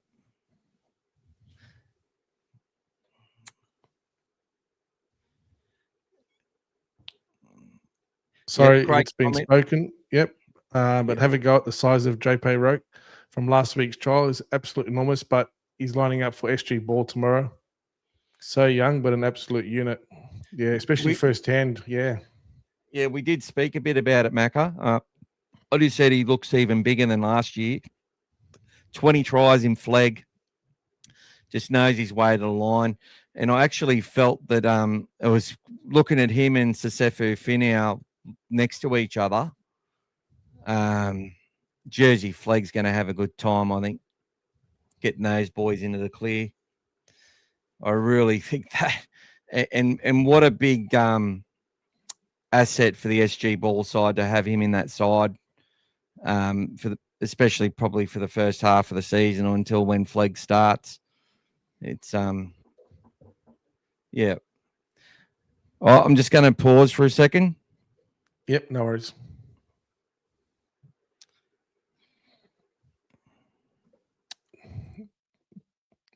Timmy, you're asking, do you think Fitzgibbon will get some minutes in the halves? He played centre last week. Obviously, look, it'll just depend on who's coming on and off during the game. So once they start doing the mass clean out and get the first graders off and start bringing the other guys back on. So it'll just depend on who's off and where they want to fit them in. So he could be in either one of those positions. But yeah. So Macca's got lots of hopefuls in SG Ball. Mace Andrew, named after Willie. Queensland under emerging. David Ryanton, yep, and both wingers. Kaywin Patterson, so keen to watch this season. Yes, mate, it's going to be very exciting to see the youngsters coming through as well. It's all about Gus's favourite thing, the pathways, all these players coming through. It's an amazing time for us to see so many young blokes coming through. And like you've seen over the last few years, we can't keep them all. They sort of get built up in their minds that they're ready. And if their opportunity at the Bulldogs doesn't come, then they look elsewhere. So generally the ones that we want to keep, we're keeping there as well. Knox is talking about, my mum worked at the Leeds Club in the 70s. Family club way back until now. Great member of the club. Well, that's awesome, mate. Yeah, it's always been a very consistent place, that family club.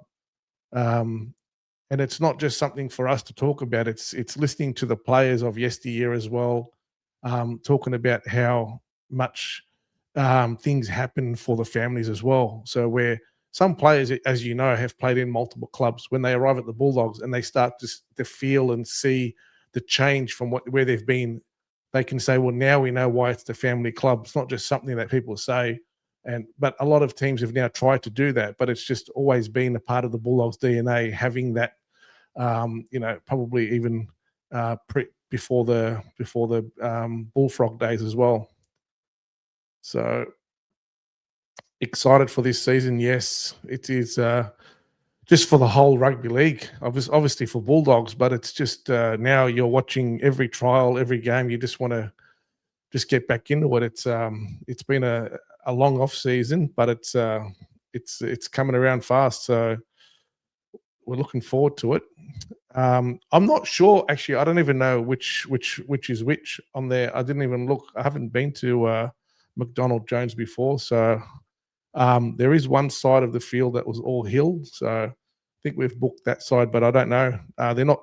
I don't think there's any tickets or anything, or seat numbers. So wherever we can find a spot where we can put the banner up and not blind too many visions, we'll do that tomorrow. So you can't miss it. We'll put it up a few times, or just message us and we'll let you know where we are. G'day Mario, welcome. Yep. So yeah. So whoop. Lost you there. Okay, guys. Yes. So it's always been exciting family club. I mean, you always remember. I grew up obviously at Belmore, so I used to walk to the stadium. Warren Ryan was my first PE teacher at Belmore Boys at high school. So it was always part of the club for us. Everything coming through, we'd go to the games. We used to have Darren Smith. If you remember Darren Smith, he was our school liaison. So they used to send him to the school, and I was responsible for taking him, and I had to stay with him wherever he went through the school and all the events and things that he used to do. So it was always something for us exciting. When I did a coaching certificate once and I did a training, I had to go and do all these interviews at the club.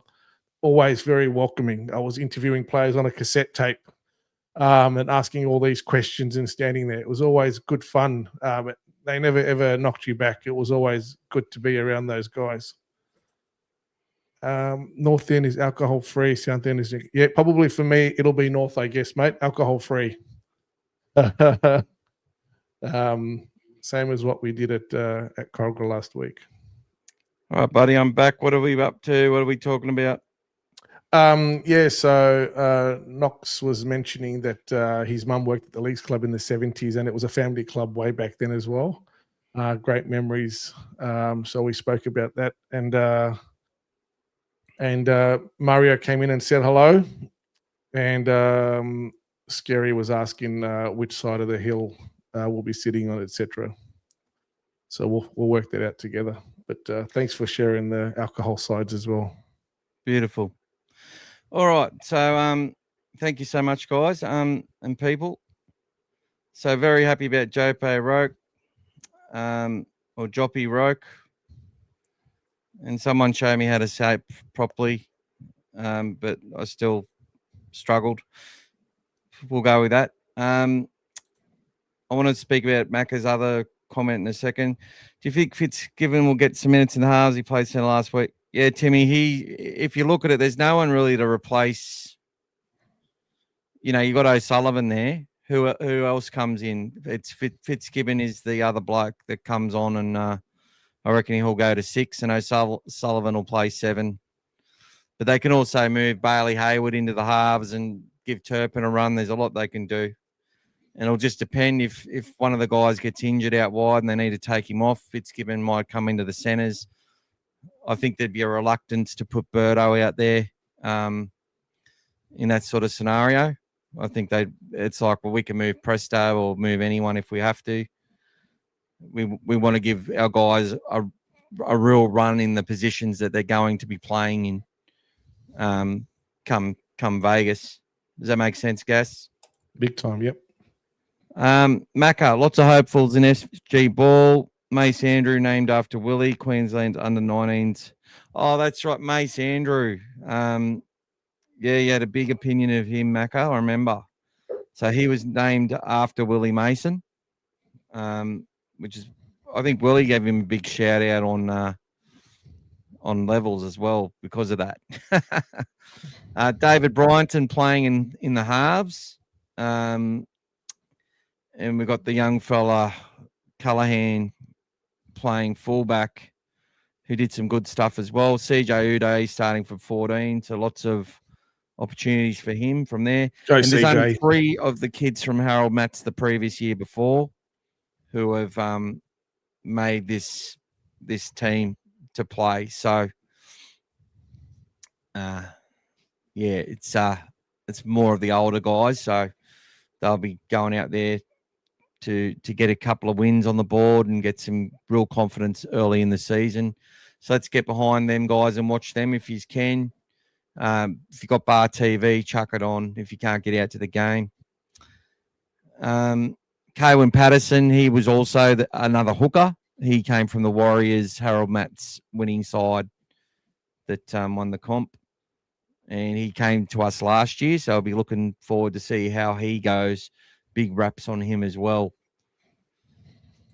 Shout out to everyone who else has said hello. Mario,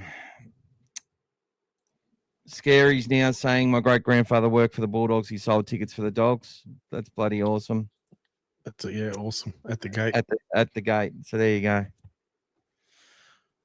Thanks, Gas, for covering for me while I was out handling some stuff. No worries, mate. I think back to the game tomorrow.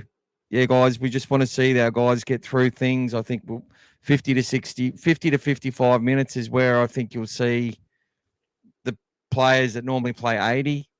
I don't think Critter's going to play 50 to 60 minutes. I think that would, or kick out. I think those 2 guys maybe just go and have a little 20 minutes or something and then come off. That's my thoughts on those. But I think some of the others will play a bit more than that. Thoughts on other trials? Yeah, that good shout out, Tim. Thomas Flegler, he scores a try. He threw a good pass actually before he then got back in the line and the pass to him to score that try was a bit delayed and a bit well, it was definitely more forward than the pass to Turpin against the Dolphins last year. I will say that. But well done to Thomas Flegler, and he actually got out there and hit really hard. And if he gets back to where he was, they're a much more that side's a much bigger deal in my opinion. He was one of the Broncos. He made the Broncos a much better side while he was there. That rotation with Huss and Carrigan, he was a huge part of that. So scary thoughts of what they can do if he gets going again. I can tell you that now. But the Titans look good as well. I was pretty happy with the way they played under their new coach. So that was the league will be good if some of these teams start to come through as well and pick up. So not just having the Brisbane Broncos up there. So if all these teams are doing well, it'll be good for the league. And Curtis Moran did play well, scored a really nice try at the end there. Yeah, it showed some nice footwork and everything, and it's just a typical Curtis Moran try. The way he scored, that's just his tenacity, that effort, always going hard all the time, every time, just like a jack in the box. Bang, released, off he goes. So, I think the really good thing about players like Curtis, and you see him with Averillo and some of these guys coming through that are now being dispersed out to other clubs. I was watching Curtis. He's just really chatty, really. He looked like he was someone there that was providing guidance and someone who's come to that club and said, I'm here to lead, not to follow, sort of thing. I'm not saying he's on huge money or he's going to be the first people, he'd be fighting for a bench spot. They've still got a pretty stacked forward pack, whichever way you want to look at it, and have underperformed with that pack for a long time. So Curtis will, he looks like, I'm here to be an NRL first grader every week. So jump on board, guys. Let's go. That sort of mentality. And that's what we're seeing out of the Bulldogs now, whereas players we're seeing leave earlier, they just weren't going anywhere really or doing much. So it's what we will see now is that, like Josh Curran when he goes to the Bears, and even Toby when he's there, they will be instrumental, huge parts of that roster. Luke Smith, even though he only played one NRL or two NRL games, will feel that he's going to bring some pretty good standards to these clubs. That's the sort of thing that they've come out of a pretty tough system at the Bulldogs now, one that expects a lot and, takes no prisoners. And if, you can't, you don't, everything's earned, nothing's given, sort of thing. And that's how it's going to be now for the long haul. And players who leave us are going to bring that to other clubs and make them more competitive, if that makes sense. The other one that is going to be good for us to see this weekend is going to be Leo Thompson. I think we haven't spoken about him today. No. He's sort of going to be the missing link for us. Obviously, he won't be there for us tomorrow night. So his first sort of proper hit out with us will be in Vegas, but it'll be exciting. I think even today on Fox, when they had the little thing on the top screen to promote the Indigenous game, they had Leo Thompson's face in there. So the fact that he's a Bulldog now, his face goes into that little box, to showcase them, the team. So he's really keen and excited to play as well. And he was very nice the other night as well, in his discussion he had when we interviewed him. Yeah, I think it's another case where it's the All Stars side, the Indigenous side has the pick of the backs. Nico and Braden, obviously, to come from the Sharks straight into that together. Khan Pereira and Josh Adokar on the wings. Not much in the work stuff, but Jesse Ramian and Jack Whiten are workhorses out of the backfield anyway. And Trifil is just electric. Keanu Kinney, real workhorse, fast, great. Hirotti's very underrated, and Dallin Zalesniak off the back fence. So I really love the matchups there in the back line. The forward packs, Trey Mooney, Leo Thompson, Britton Okora, Jacob Labin, who has huge raps. The Warriors fans are all over this kid. And James Fisher-Harris, another one. Trent Talau, another really good player on the way up. Royce Hunt. Wonder if he's looking a bit trimmer. He looked like he was a bit fat last year. And I shouldn't say that. I'm fucking obese compared to him. But, he seems to look a bit better this year. Preston Rickey had a much better season last year in the Broncos. Joe Chan from the Storm. And you got Jesse Arthurs, Adam Pompey, and Watiri. Don't know much about Oliver Pascoe, Caleb Tohi, and Brent Wolf.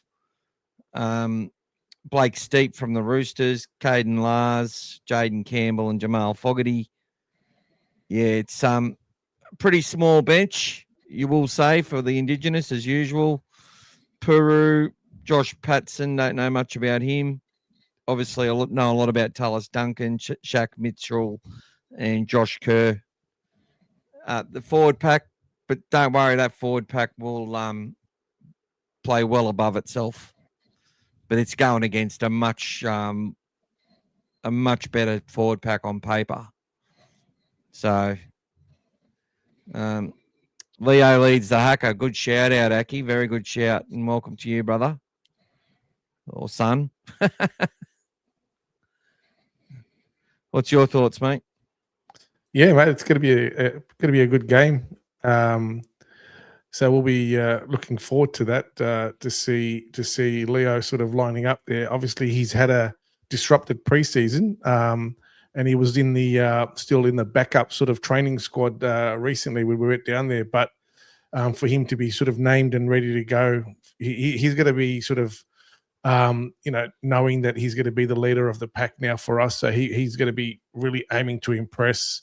And he holds this aura about him. When you see him, there's something about him, even amongst the players. There's something about him, like so that sort of alpha sort of player that you want, that just goes in there and just follow me, guys. I'll show you which way to go. That's that. It's hard to measure that. Even on the field, it's hard to measure. You need that player. They're huge. Leo last year made 38 tackles, one missed tackle, ran 116 meters. So when they won last year, the Maori just held on. But he loves his culture, and him and James, I think he worships James Fisher Harris from what I've told. Like that's the sort of who he wants to. That's his sort of hero sort of thing. Aspire to. He wants to aspire to be this guy, or to represent his culture as well as James has. Yep. But look at James; he's only 103 kilos. But you look at the man, and you think he was 150. Just with his presence. And that's the same sort of thing, I think, is what you're talking about with Leo. He's only 25, but he's got this real aura about him. He's been a man for a long time, Look at Fisher Harris, and he's playing. So, look, he's going to miss more tackles because of his line speed and his intent. But his running meters in the Maori games have been way more than what he'd normally do for Penrith. That's what I'm talking about. It's about systems and roles. You got systems at Penrith, systems at Canterbury. He doesn't need to go out there and do 150 meters. Brian Toto is going to do 250. You know what I mean? They've got Mario's getting back to the Bulldogs game. He's simplified it pretty well. Half for the first graders, half for the reserve graders and younger ones. Not so much in this game, mate. You will see players come out for 10, 15 minutes potentially in the second half, unless they've got injuries or something, or depending on what the focus was. But each individual out there has got they'll know how long they're going to play, and that will override the scoreboard. Like they're not going to go, okay, throw him out there because we might lose the game. They're not thinking that way in a trial. They're thinking about, sure, they'll change some things around if they need to, but it's all predetermined. So there you go. Yes, Amir, we'll be going to the game tomorrow, mate. So if you're coming, mate, come and say hello. Come and look for the banner and come and say hello. That's it, guys. Get down the Don't Break Defence banner. That's what you got to get down to. Where are you going to be? On the north? Yes, the one that's got probably the non-alcoholic side, I guess. Okay, no problem. G'day, Andy. Welcome to you, mate. Andy won our, our spin and win comp. He wants a sign flag from Stephen Crichton. Yeah, that was the player I had in mind for him, mate. Don't worry. Yep. Wasn't surprised there. So that'll be Gus will be making that effort. We and look, we can contact the club as well and leave the flag there and get Stephen to sign it as well. When he gets a chance, there's all sorts of ways of getting things signed. I'll get it organised. And I think leave it with me. Yeah, he's stoked about it. Awesome. So that's what we're doing. People who, open up their hearts and their minds and their wallets going to the draw to win stuff, and that's what he can win. Timmy loves you, Andy. We all love Andy. Safe travels, brother. And again, thank you to all the people who are contributing a monthly contribution, and also watching the podcast and contributing. Much appreciated. We'll have to find out. I'll have to send Jamie Teasdale a message. I haven't heard from him much lately. I'd say he's engrossed in the rugby league coach book. And Andy, Lucas got his and sent through some photos, so we'll share them around. He got his little merch pack. He's got his little Senti car. I've got an All Things Bulldogs, car deodorizer thing, some stickers and that sort of stuff. So he sent us some photos when he got them, which is good. I think we've been going for a while now, I guess. Any other last thoughts on the preview? No, I think it'll be good for those who are coming down or for those watching tomorrow. It'll be exciting to watch. It's basically our first sort of full team running out. So looking forward to that. It's coming around fast, guys. I've sent out the daily countdown today. It's 15 days to go. Wow. Tomorrow is the 14th, and it'll be 14 days to go. So, and we've got a special edition tomorrow as well. So keep an eye out for that. But yeah, guys, it's going to be really a big year. It's a big year. So after what we've done in basically second half of 24 and 2025. All our expectations keep going up every year. We keep seeing so many things, what we're building, what we're doing.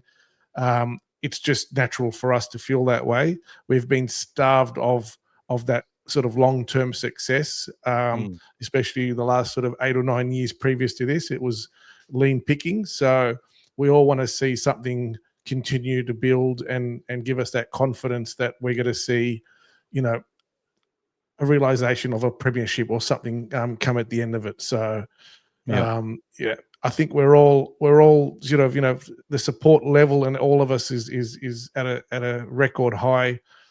Last year was the record on so many things. Crowds, after how many years, crowd figures, everything we did was record numbers. So memberships this year will be at record numbers as well. We'll surpass the 32,000 we did. We're going to probably hit 40.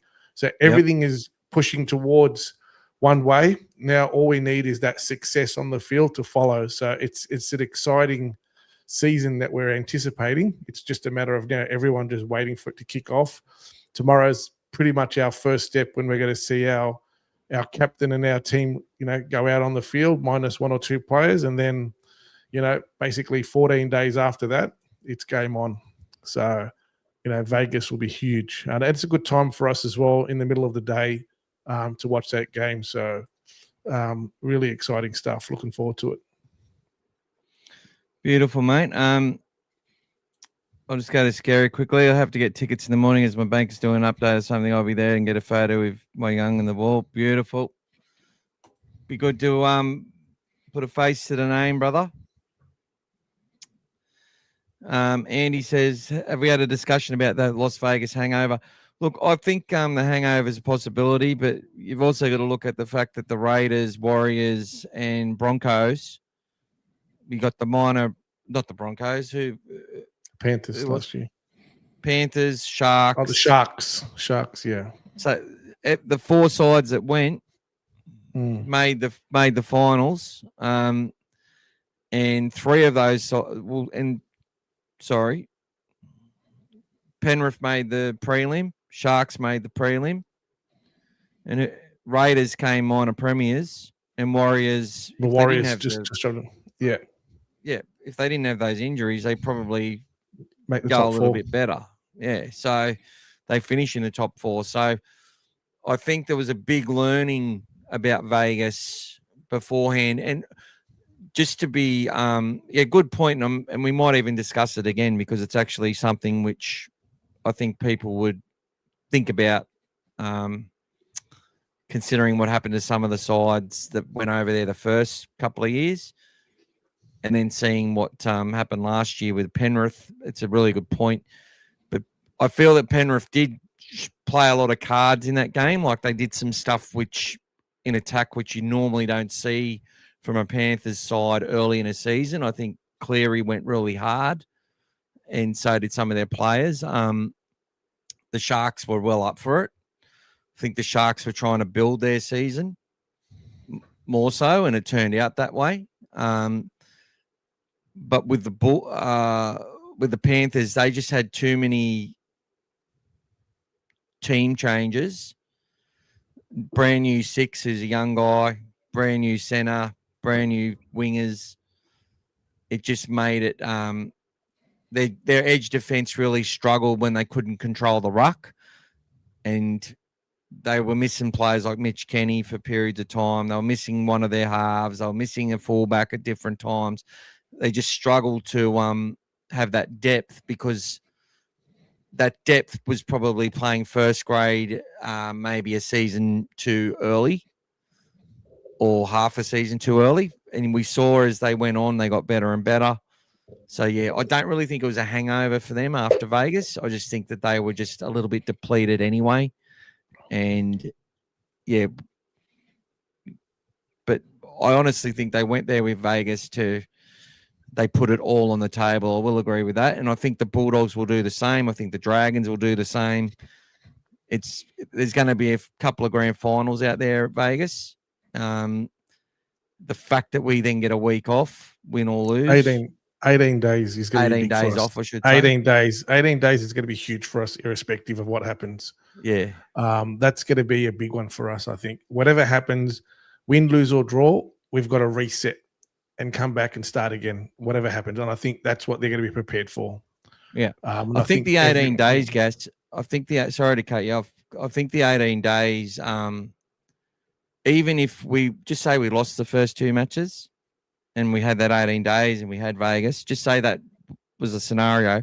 I think that 18-day break really is going to set up the back end of our season, in the middle of our season. I think it's going to be an important break for us. I think it's going to be an asset, no matter what happens in that start of the season. That was just my point on that. Yep. World Cup challenge. You want to go back up one? To Timmy, keep going up. Yep. Broncos. I think I can't see the Broncos winning this game. I don't know why. I don't see them winning this game. Especially with the disruptions now with the Hakeem Haas leaving. I can't see that on their conditions in that cold weather, and they've been flying. I think it's going to be very hard for the Broncos to win that game. I think I still believe they overachieved last year, to be honest. I didn't think they deserved to be in the grand final, but they got there. But I can't see them winning that game personally. Yeah, look, I think if they go there and believe that they can just go and pass their way to victory and have everyone do the things that they can do without the hard work, they'll get their pants pulled down. But I don't know. I think the Broncos might be getting a bit of their aura back. I think we may underestimate some of the talent they got coming through in their forward pack. Yeah, I think it's a blessing to have Payne Haas go to Souths at the end of the year, purely because as a club they need extra players to step up. But look, Payne Haas, potentially one of the best props of all time. Still don't think he's got anywhere near his potential yet, and I think he'll play closer to that at South Sydney. Not tonight, predictions. Timmy. We're not up tonight, Timmy. Not tonight, Timmy. Yep, can't wait. Scary. Yeah. A lot of teams will. Timmy, you're right about that. That'll be their second week. That's why for most teams, Timmy. So it makes sense. We were minus 1 week last week. So yeah. Yeah, we have been. Our leagues club's always been strong and had a lot of money in it, and we've had big ambitions and ideals. The Sydney Bulldogs of '95 was all part of that. They were going to go to Stardome Project. There's been lots of ideals within the area. There's been thoughts of privatisation to do so that they can do even better, which is a dirty word for some. We're just we're a successful brand. The Bulldogs, such an honest, trustworthy, hard, beautiful dog, and then you've got the colours, the blue and white. It's easy to sell. It's easy to believe in, and the brand is Australia wide, could be worldwide, and I think the club rightfully thinks that way. And that's sort of that's where we get a lot of the, I guess, sometimes the tensions, because you've got the local fan base who have so much great access to the players and the club and everything, and they're so passionate, but the club is bigger than that. It's bigger than Canterbury and Bankstown. It's way bigger, and it deserves to be bigger, and it deserves to get even bigger than that. And if you're not thinking about being bigger than that, but not forgetting who you are and where you come from, well, you're not going to, achieve the goals.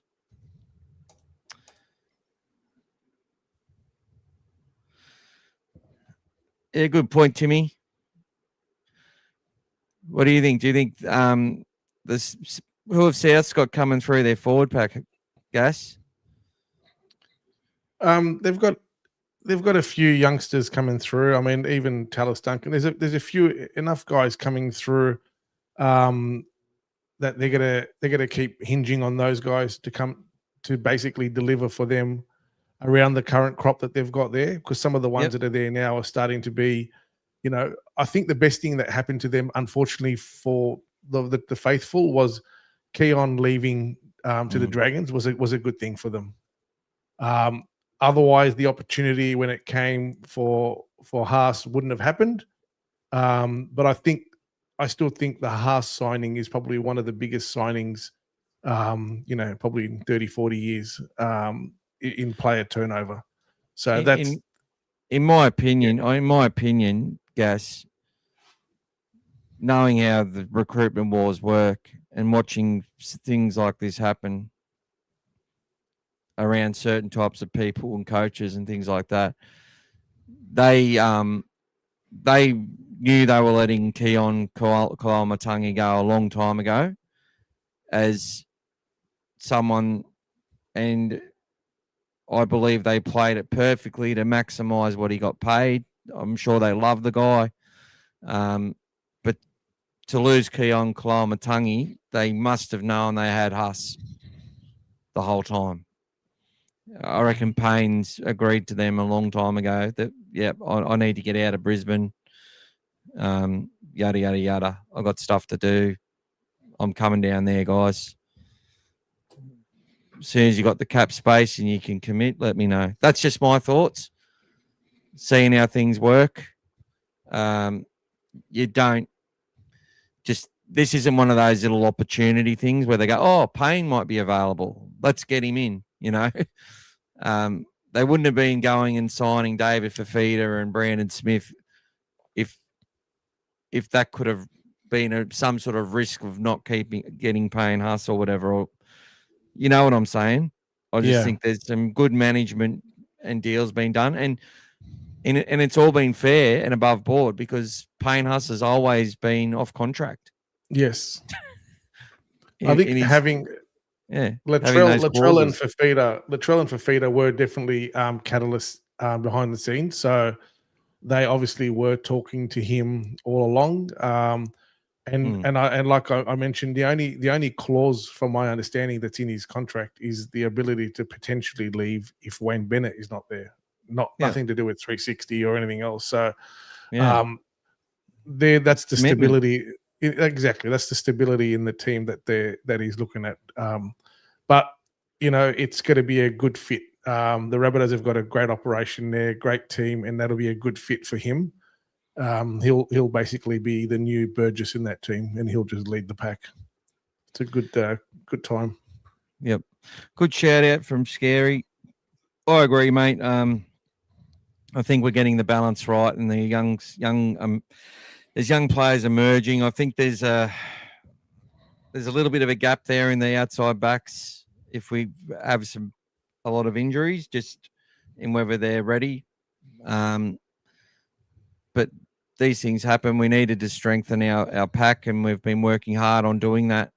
And if you really listen to Gus, we're not there yet.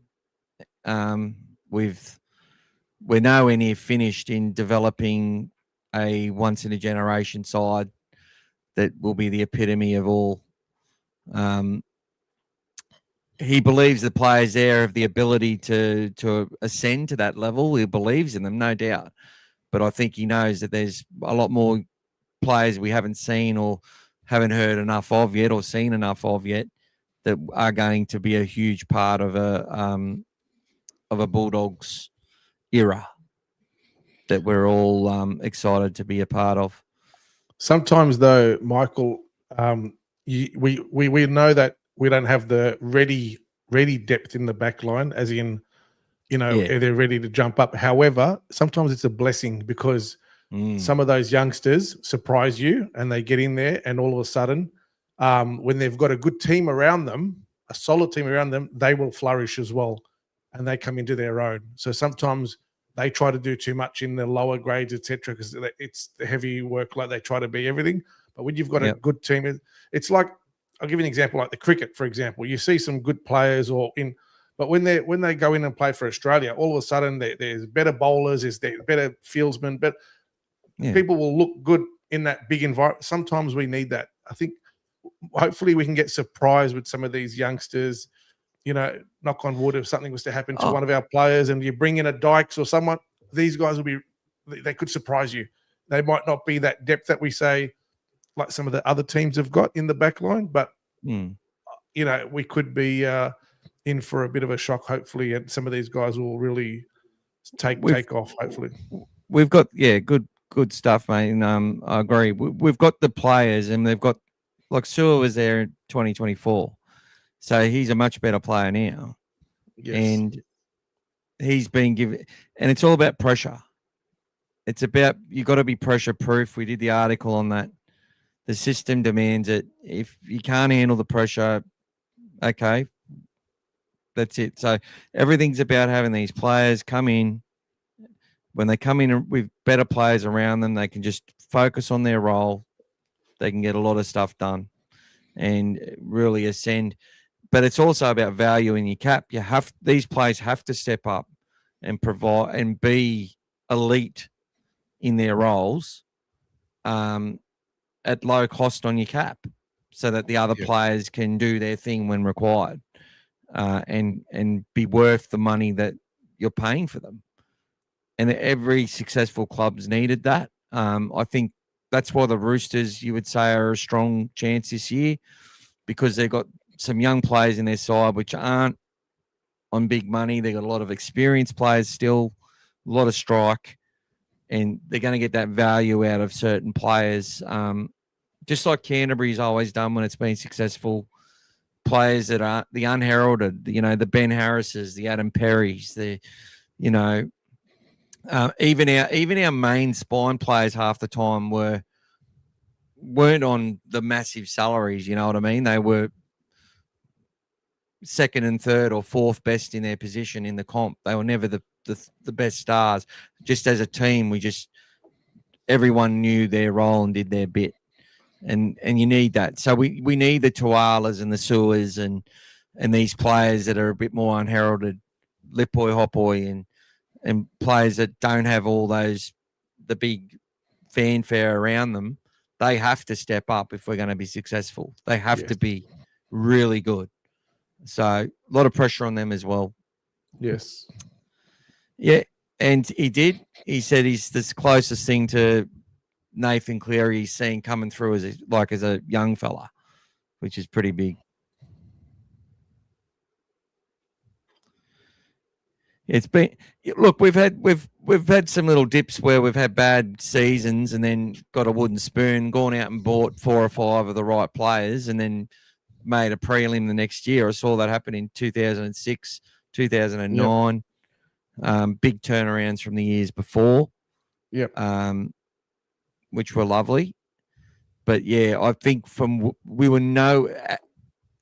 were perennially, year for 3 or 4 years, just an easy beat. Where you're like, are we actually going to win a game this year? It looks that dire at the moment. Yeah. To where we are now, where we have expectation, that I've never seen the turnaround as big as that. I agree. Yep. Do you think that's enough tonight, Gas? I think we've done enough for everyone. Thank you, guys, on a Friday night. Time to get ourselves ready. It's a big day tomorrow. It's Bulldog Day. So I hope you all well, probably I might do a live at the game as well, guys. If you want to jump on there, maybe we'll do it on Dogfather Media. The Dogfather, we'll do a live through Facebook, guys. So if some of you haven't got KO or Fox and it allows us to, I might do what we did last week at Jubilee and just and keep you with some vision of the game so you can see it live. Okay, perfect. If it's internet permitting, we'll do what we can, guys. But thanks a lot for everyone. Looking forward to Doggies Day. Yes, Knox. Doggies Day tomorrow. Let's go. That's it. Not Valentine's Day. It's Bulldogs Day. That's it. Valentine's is for the doggies. I mentioned a few months ago, guys. Anybody that wants to do a nice Valentine's, book a night in Newcastle and take your wife to see the Bulldogs. That's it. That's it, bro. All right, 100%. Everyone. Thank you very much. Much love. Thank you so much. Have a great night. Well said, Gas. No worries. Very well said. And I'll see you tomorrow, Joby. Have a good night, everyone. Take care and go the Dogs. Go the Doggies. Yo, what up, guys? Want to give a massive shout out to All Things Bulldogs. If you guys haven't watched their podcast, check them out. Let's go. Hey guys, Tuesday nights, All Things Bulldogs podcast. Make sure you get onto it. Go the Doggies. Shout out All Things Bulldogs. Every Tuesday night, mate. Every Tuesday night. All Things Bulldogs, mate. All Things Bulldogs, YouTube, Tuesday night. Tuesday live. night. That's it. Every week, mate. All Things Bulldogs. Big shout out. Up the Doggies. Every Tuesday night we do a podcast, mate. We're big supporters, mate. All Things Bulldogs. All Things Bulldogs. Yeah. Josh.